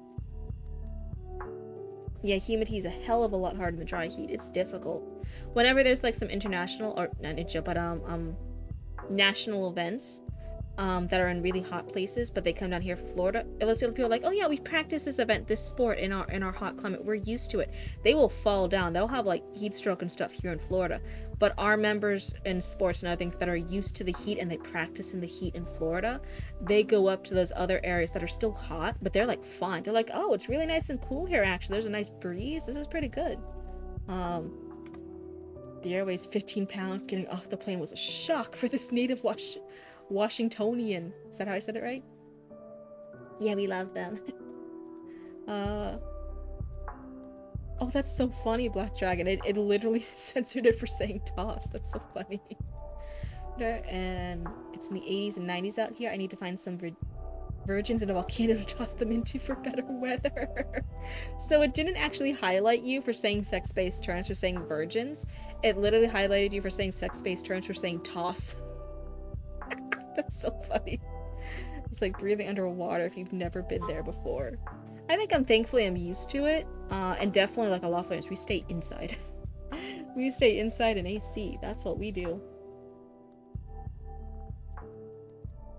So you don't look or sound like you're a local girl. His intense gaze lingered. If Ellie had to put a name to his expression, she thought it was a mix of disdain and curiosity that she had never seen before. You're from up north. Laredo. Am I right, miss? Oh, I'm sorry, I didn't catch your name.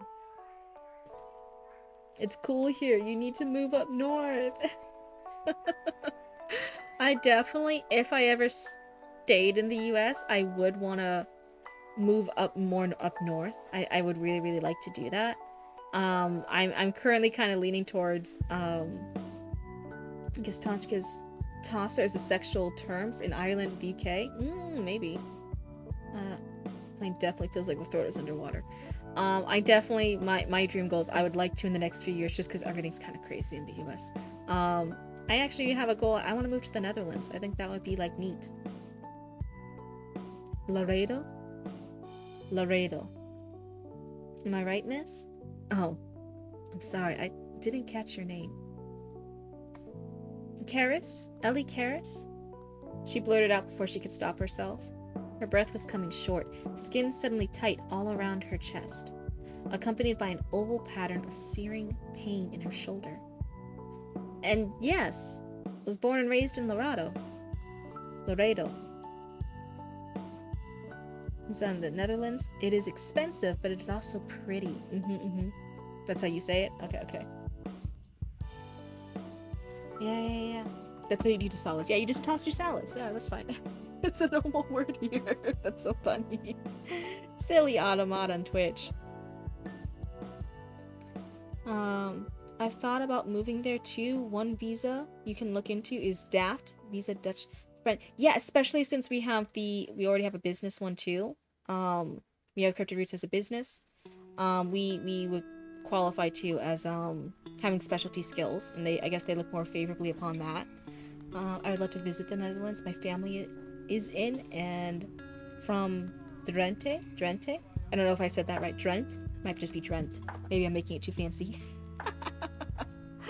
But yeah. I really like to. I'd like to get a little bit further away. My little cryptid blue butt a little further away from the U.S. sometimes. That's just the give and take of it. That's what happens.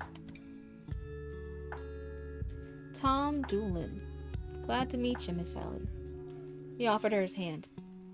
You've been down here for a few years, you say? Don't suppose you could show me around while I'm still in town? Why is my model not working? Hold on. I mean, most of the Netherlands is at or below sea level at the moment. Also, like Florida. But they actually have better infrastructure there. There we go, now my model's working. They have better infrastructure there. Compared to Florida. Which is all fucking crazy wackadoo infrastructure. Sorry, Mr. Doolin, was it? We're getting ready to close up for the night. Colt walked into the storm before Ellie could process, let alone answer his... Oh, okay, so that was Colt answering. Miss Ellie, I asked you to clean up in the back before you left. Yes, sir. With an appreciative nod, she did as he said, quickly shutting the door behind her to muffle any sound not already drowned out by her heart pounding in her ears. Get a hold of yourself. Why did you say this earlier? You said it was important. Elvina? Is that the way you wanted it pronounced? Elvina? She said through gritted teeth. Within a matter of minutes that stretched into hours, Ellie heard the dinging at the front door and the audible thunk of the deadbolt before the returning footsteps of Colt to find her in the chair by the fire. Now it's another run-on. Miss Ellie? He asked cautiously, approaching her. Are you alright? Oh, fine, okay. Hot. Ellie looked down at her own palms, lying face up in her lap.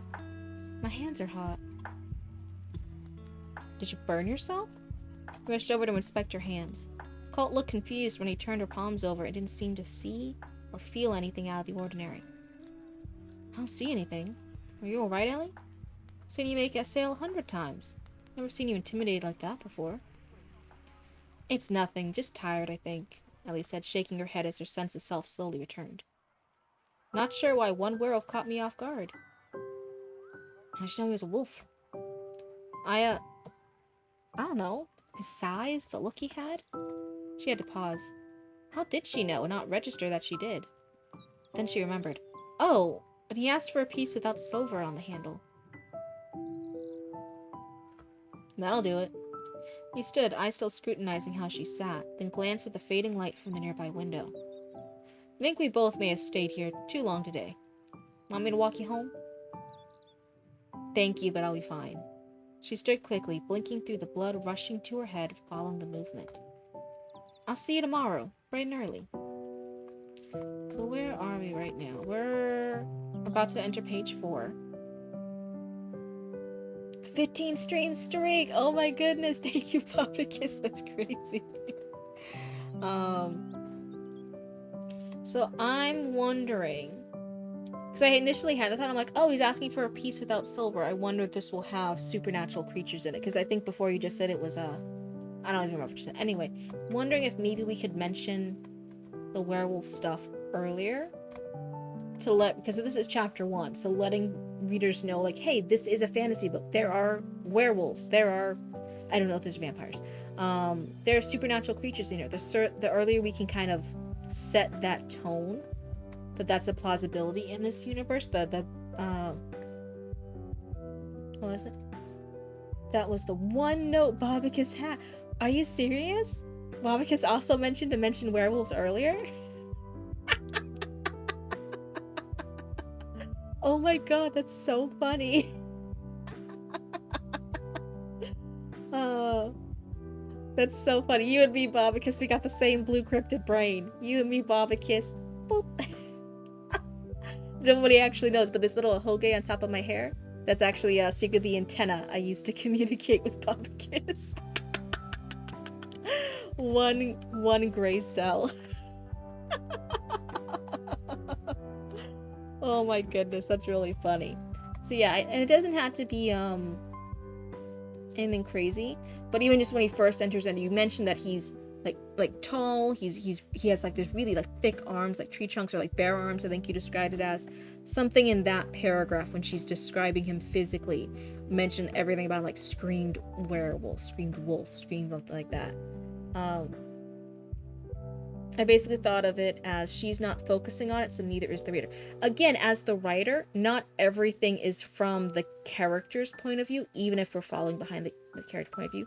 Some of the stuff you, as the author, have to either purposely hide or expose to the readers, because the readers won't know it otherwise, right? We need to give us hints, you need to give us clues. Use the reader. You're choosing, you're picking and choosing and hiding things and making things visible to make it understandable for the reader. Because if you only ever do things based on the character, well, the character's just going to assume that there's no readers, right? So they're not going to think anything purposely for the readers. So keeping in mind what the readers know and don't know. You gotta sometimes explain things. You gotta handhold a little bit sometimes.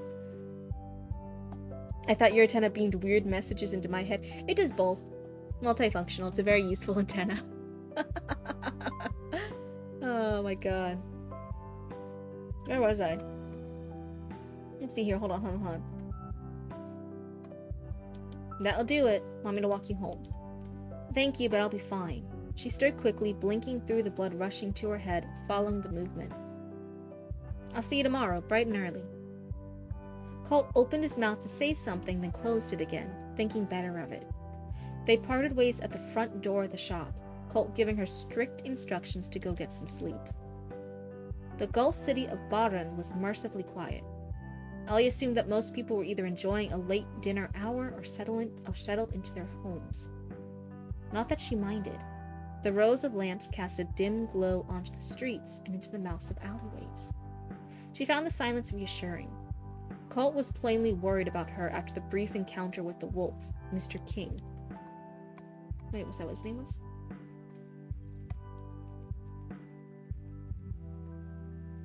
Why is it Mr. King here? He was Tom Doolin.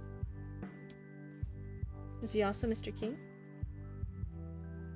Here I'm reading the first few paragraphs and find it generally difficult to find a place to insert a fantasy mention because it's a tightly weaved graph of interdependent sentences already, and any disturbance would require remodulating the whole approach. Oh, it's the old name. Okay, so that would be a fix right there. So I'm not saying it has to be in the first paragraph. I'm not saying it has to be that early. But even just when her new customer appears into the lamplight,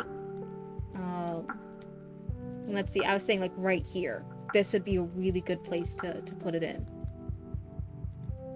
What?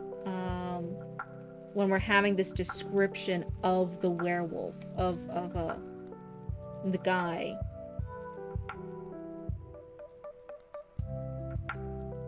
Sorry, where did you describe the arms and stuff?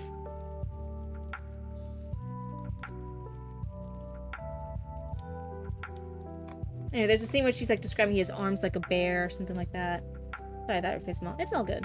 I think this scene where we're describing the customer and his arms and his height, and he's so intimidating, he's so scary, that would be a good place to have the instinctual thought of like, oh, like he screamed werewolf. He screamed like this. And then to have the mention of, oh yeah, he's looking for a gun without silver in the handle. Because he's a werewolf. That would be a good little place to sneak it in. If you are looking for a place. That would be an easy one to do it. What was it? The other thing I had, it's just minor nitpick. I wanted to see if it's a full critique. She calls herself Elvina when she's alone. To reveal that that's her true proper name. Let me see here. So I'm like scrolling back up. I'm looking for things. So she refers to herself as Ellie Karras when he asks for her name. But then when she's alone, she says, get a hold of yourself, Elvina. I'm wondering, because at first I was like, oh wait, who the fuck is Elvina? And then I realized, oh, Ellie's probably a nickname for Elvina. I'm wondering if it would make more sense to the readers if she refers to herself as Ellie here, but when she introduces someone, since it's proper, she doesn't think. She says, oh, Karras. Elvina Karras. Because sometimes when you introduce yourself, you use your full name, but when you're talking to yourself, you refer to yourself as the most common name that you think of yourself as, which in this case would be Ellie. Elvina gets broken out when it's serious. Yeah, but I normally refer to her, like, I never refer to myself as Caitlin. I hate that. Like, people who don't know me call me Caitlin in real life, right? When I'm not out of here being a blue cryptid on your screen. Everyone who knows me has specific names they call me, right? Like, my friends would call me Katie or Kat. Family members call me, like, distant family members call me Katie. Roots has their own nicknames. Like, the inner family calls me KK, because baby Roots couldn't say the T when they were a baby, so the inner family grew up with baby Roots calling me KK, because they couldn't say KT. So, like, there are different nicknames for how close you are in real life to me, right? But even then, when it's something serious, I still don't refer to myself as Caitlin. That's unnatural, because most of the time I never think of myself as Caitlin. That's like a school principal or someone who doesn't really know me would call me that. So I think here when she's introducing herself, because you're being formal and you're kind of jarred, you're like, oh yeah, so when I'm introducing myself, I might still say like, oh yeah, I'm Caitlin, I'm one of the co-owners of Cryptid Roots. But when I'm referring to myself after being shaken, I would still use the more common name, which would be like Katie or KK or Cryptid, like some name that or Kat, when a lot of my friends would call me Kat. There would be something like that. You normally refer to yourself as the common name that you think of yourself as. Just as a little note. Now, do you have to do that? Nah. But it's just a little note I wanted to say. My little soapbox. Again, that was me on my soapbox. Now I'm getting off my soapbox. There we go. Let's see, where was I? Not that she minded, the rows of lamps cast a dim glow onto the streets and into the mouths of alleyways. She found the silence reassuring. Colt was plainly worried about her after the brief encounter with the wolf, Mr. Ting, that's the old name. Truthfully, she couldn't blame him for that. It still made her uneasy. She kept walking and blatantly ignored any dark alley corners she passed. Making it inside the front door of Seaview boarding house, she closed the door behind her and turned the top lock. Door and doors repeated twice. Miss Ellie, you're back late tonight. I'm afraid you missed dinner altogether. The sing-song voice of Mrs. Jennings called from the dining room. Popping her head through the door, whatever she was going to say next was replaced by concern for the expression on Ellie's face. Blah, blah, blah, blah, blah. I didn't say half of those words right. Are you all right, honey? Why'd you go locking the door? Did I? Sorry, just a little under the weather. Ellie slipped past her to the stairs as quickly as she could. Not wanting to over-worry another respected person, she turned back to Mrs. Jennings. The older woman looked up to her, the long salt and pepper waves of her hair framing the concerned line in her face. I'll be fine in the morning, I promise. So this is general. I am noticing a lot. I think this has been the trend with a lot of the submissions actually tonight. It's been a pattern. I'm noticing a lot of run-on sentences where they get a little bit too long. So keep an eye out on that. That's going to be one of my critiques I give you at the end. That's going to be my first one. Alright. Reaching the door to her room, she etched the privacy ward into the familiar spot on the frame. The curved hourglass shape would halt nearly anyone else from crossing the threshold until sunrise. Was she all right? Heaven and earth, Ellie wished she were. Her lungs weren't giving her enough air. Blood thundered in her veins, and her skin was painfully tight all over her body. No, she didn't know what was wrong, but she was certainly not all right. She longed for a clarity that only meditation could bring. Ellie opened the gemstone box on the room's small vanity and took out her favorite palm stone. Kneeling in front of the fireplace, she began the path to sorting out her mind. Unfortunately, the only way of finding peace in that sea was to swim into it. Ellie had handled the odd, difficult customer at the shop before and done it well. There was no reason one stranger werewolf should have unsettled her as he had. The pain in her shoulder, which had come and gone on its own schedule for years, had chosen to stick around tonight as a dull ache. Accepting that ache as a piece of her body, that was where it belonged, the hope for a blanket of peace covered Ellie entirely. Was she frightened by the werewolf tonight? Yes, and still she remained whole. Sorry, that was a weird one. Had her heart raced at the event? Yes, and it remained beating in her chest. Did her shoulder still hurt? Yes, meaning it was still attached to her body and she could move it. At least for tonight, she could count all that as a victory. Smothering the fire... Smothering? Is smothering a real word? Do I just not know that one? Smothering the fire with ash and turning in under the covers, Ellie was plenty ready and grateful to mark this day in the ledger and put it behind her. Letting herself drift into contentment and ease, the waking world dropped away. Dreams, in their own wondrous magic, offered something that not even deep meditation could. Asleep, Ellie could exchange the scent of salt water and marshlands for the clean, crisp air of the foothills and the shadow of the mountains where her roots had grown. Now once a run-on one. Heaven and earth, she missed her home. Okay. So that is the end of the 4 pages we have so far. So the one thing, which is so funny that the Bobicus mentioned it too. Yes, I would find a way just a little bit earlier to mention the werewolf just to help get that setting, get that tone. I think when she's describing the customer at some point, just to have the passing thought of, oh, he screams werewolf, he looks like a wolf, he's hunched like a wolf, he looks like a predator. All the different things. That would help set it a little bit earlier and not make it as jarring when it comes up later. And then the second one I'll mention is there were a lot of run-on sentences that were very long, a little wordy, a little hard to get out. Double checking those ones, and we can go back on this easier. Like this one's a bit run-on, right? Ellie deftly lifted the pistol out of his hand. It was It was a motion so clean that he likely didn't notice the pale glow of her glass channel ring as she attracted the iron and cedar to her palm without so much as touching it. That one gets a little hard to say, right? So when we are looking at it, you can start seeing, you can highlight each individual sentence to see when they have similar lengths back to back. And that's a good way of checking it. Like this one's a little shorter. Your business is shorter, but you can like individually highlight each one to check the length. And when you have too many of those long back-to-back ones, that's when you have to like go back and like you gotta start splicing them in half, start splitting them up, and that will then help with the readability and the sentence flow a little bit. Who's in the kitchen? Hi, Roots. What you doing over there? You making food? Oh my god, I really want like a sandwich, but we don't have any more ham. Right, doesn't that sound so good right now?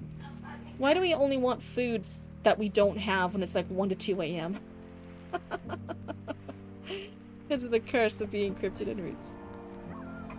We can have oh my god, when they're gone for Golf Wars, we could have a sandwich night. We could have like chips, and we could have like the toasted bread and make sandwiches. We're gonna get so fucking wild. The crazy things your adult children do when you guys go off to vacations. We're planning on having a sandwich night and watching YouTube together. With chips. Yeah. We're gonna get lit. We're gonna go crazy and wild. We're gonna have a party over here. We're gonna have a sandwich night. So. Oh, is Luna talking with you? Well, it's good that, sorry, having switched devices. What was that last part? Oh, okay, hold on. What did you hear me say? So I mentioned having the werewolf be mentioned a smidge earlier, like when she's describing that customer, to help, set the tone for this world a little bit earlier. The second critique I'll give is sometimes the sentences were a little bit long and clunky. You can highlight sentences to see, like this one's a little short, right? But this one was a little bit long and difficult to read. Yeah, the run-on sentences. So being able to, when you notice that there's a lot of long sentences or even back-to-back long sentences, being able to splice them, cut them into 2 or 3 sentences, or even get rid of them but put those details somewhere else, will then help the readability, will help the flow of the reading and make it a little bit easier to read. And I think that will really like elevate the sentence level structure stuff to the next level for your writing. But as far as the content, I think mentioning the werewolf earlier, I had like the little minor like thing of like, oh, she should introduce herself as Elvina, but then talk to herself as Ellie. But that's just a personal preference. It's not a big thing. I have a question. If I have something in another language, should I include the translation after it? It depends. It just depends. Yeah, there are a number of ways to handle that. It all just depends on your story.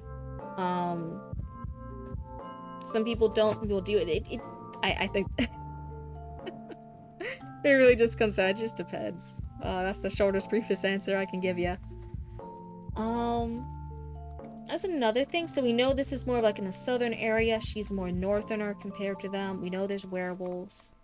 We know there's magic, because she does a magic thing. But I didn't know if magic was unusual or not. Choose something that best fits for your story. Yeah, you definitely have to choose something that fits the story. It's fine. Like if you just have a side character in a school who says bonjour instead of hello, you don't really need to translate bonjour, right? That's something like everyone. I said in the most American accent possible. My bad for any French people in the chat. But like that thing doesn't need to be translated, right? If something's supposed to be a mystery, like if you have a character listening in on a conversation, and there's a character speaking another bonjour. Yeah, the most. Hi, what's up? Okay, thank you. Oh, it's all good. The raccoons get it. The need for soda, fresh cooked soda. Second book of Lord of Mysteries is so dense on French idioms. Oh my god. Did they say the correct pronunciation, the American pronunciation of French words like bonjour? I was so fucking American when I said that. So that is Ellie is what basically everyone calls her Elvina. It's very personal and intimate to her. Okay, okay. Well, then again, if she refers to herself as Elvina, I'm wondering if then if the narration should be different. If the narration should be Elvina definitely lifted the pistol. Elvina does this, does that. But when she's talking and being introduced to other people, they refer to her in dialogue as Ellie. But since she views herself as Elvina, maybe then the narration, like, instead it shouldn't be Ellie said, it should be Elvina said. That would be my hint here. Because otherwise it was very abrupt having the one part. Whereas, oh, get it together, Elvina. I was like, who the fuck is Elvina? And then I realized, oh, wait, Ellie's probably the nickname for Elvina. You took French in high school instead of Spanish, so I can do the French accent. I did a French class for 2 years out of middle school. I also took Latin, so 1 year of Latin, 2 years of French, and then all of high school I also took French. Man, it's been a fucking hot minute since high school and middle school, so that's all out the window. There's no more French in my brain. It's one of the main characters says something in Portuguese. One of the main characters who said, I think, is it the point of view character? Like, are we in their head? Yes, it's been a bit. Right. Oh my god. So, but yeah, if she herself, if it's the most personal, intense thing ever, if that's how she views herself, but no one else really does, I think maybe as an idea, the narration, the prose, should be Elvina, but everyone else still calls her Ellie and Miss Ellie, and she still introduces herself as Ellie, and then that would make a little bit more sense. But that's just my thoughts on spaghetti. It's spaghetti on the wall. You just take what sticks. Realize, man, I really want a fucking sandwich right now. Roots, why don't we have money for like Uber Eats or DoorDash? I want to get food. Why don't we have money? Or if there's a smoother way to introduce it while still having the bulk of things being Ellie. There could be. I was just giving that as an idea. Fuck, stop giving me issues, mouse. But those are my two, the run-on sentences and the werewolf bit. If you want extra advice, this isn't really a critique, this is just like, hey, I was just wondering. I don't really know what time we're in. I know it's fantasy and modern-esque, but I don't really know how. I know it's in a time where at least there's guns. I don't know, and we have electricity because there was the lamp lights type thing. But that doesn't necessarily mean electricity, that could be like firelight. I don't quite know, and I also don't know what their clothing looks like because of it. Like, are we in the 1980s? Oh, 1830s. Okay. So maybe having a few more references earlier on that they're wearing the vest, that they're wearing the type of shoes, they're wearing the cowboy brim hats, that there's whatever technology was in the 1830s, the candle lights, the other things, that maybe people get by on horses and carriages sometimes still. Whatever references to help set it, because I was like, we do have guns, this is fantasy, this is Western, but Western you could be in the West and still be modern day, but so I was a little unsure how to read them as. I'm like, is Ellie wearing a petticoat and skirts, or is she wearing like jeggings? I didn't know. I wasn't quite sure, so it doesn't need to be like explicitly stated, but just having a little hint, a little frame of reference. Packing the whole description of the world will be below the chapter 1 from my understanding. Yeah, absolutely. That's what I was saying. Like, we don't need a full description, just like a reference. When the people come in, are the guys wearing vests? Are they wearing this? When she's moving around the counter, does she have skirts and petticoats, or is she wearing like leather pants to be more like the cowboys and stuff? Or is she wearing, like I said, jeggings because it's modern day? Just a little reference to get us a little tasty, a little hint. I was pretty sure because it's fantasy Western that it was older themed, but I didn't explicitly know that. And even then, I only knew it was fantasy Western because you were in chat telling me. Figures, chronic, and terminal underwriter. But no, generally I like it. Those are like little more nitpicky things if you're okay. But the big edits are when you're doing your next revision, vary the sentence structure a little bit, and maybe, like Bobika said, bring that little werewolf mention a little sooner, just a little smidge sooner.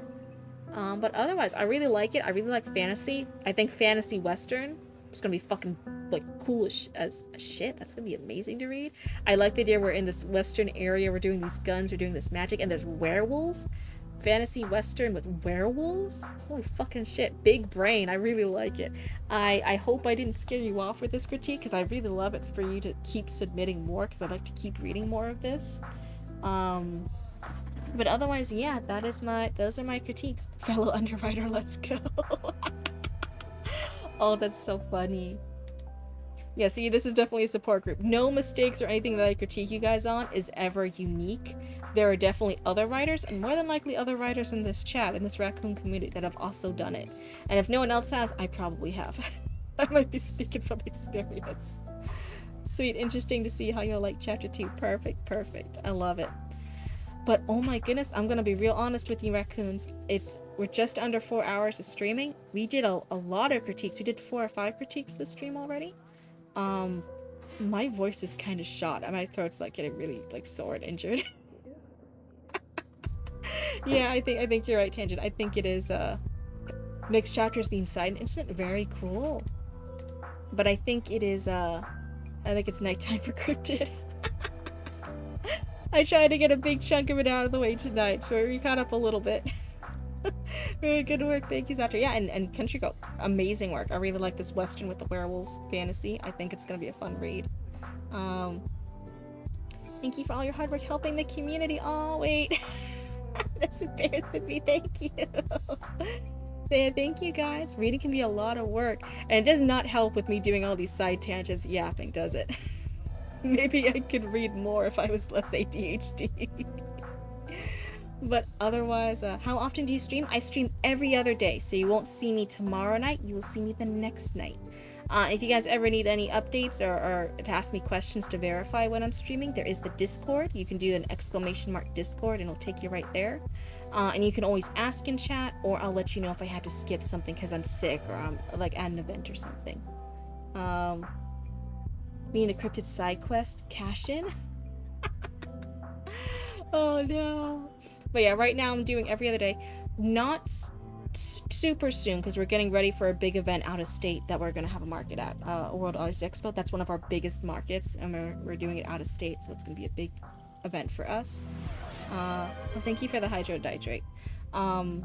But so we're getting really geared up for that. We're making a lot of stock for that. We're going to be busy. But soon I would like to do a couple back-to-back streams, so not doing every other night, but doing a few back-to-back just to catch up on the queue, and lower that queue down a bit, and then I will go back to every other day until the queue gets too big again. And like I said, I want to do some other things in the future too that I would need to lower the queue down for, right? I want to do the puzzle streaming. I want to do some just chatting one where I just talk and hang out with you guys and we vibe. I think that would be fun. But yeah, I definitely have some big plans in the future. Sometimes I was gazing at the focus redeem, but I also enjoyed every tangent too. Oh no. I definitely think you now know the experience of the rest of the raccoons. You know it. Anyway, here's your sippy. There was a burning smell coming from the kitchen, so I'm gonna go ahead and end stream here and see what Roots was doing in the kitchen to make sure they're not setting the house on fire. But thank you all. I hope you guys have an amazing, fantastic night. I hope you guys are all comfy and cozy. And good night and goodbye. Bye.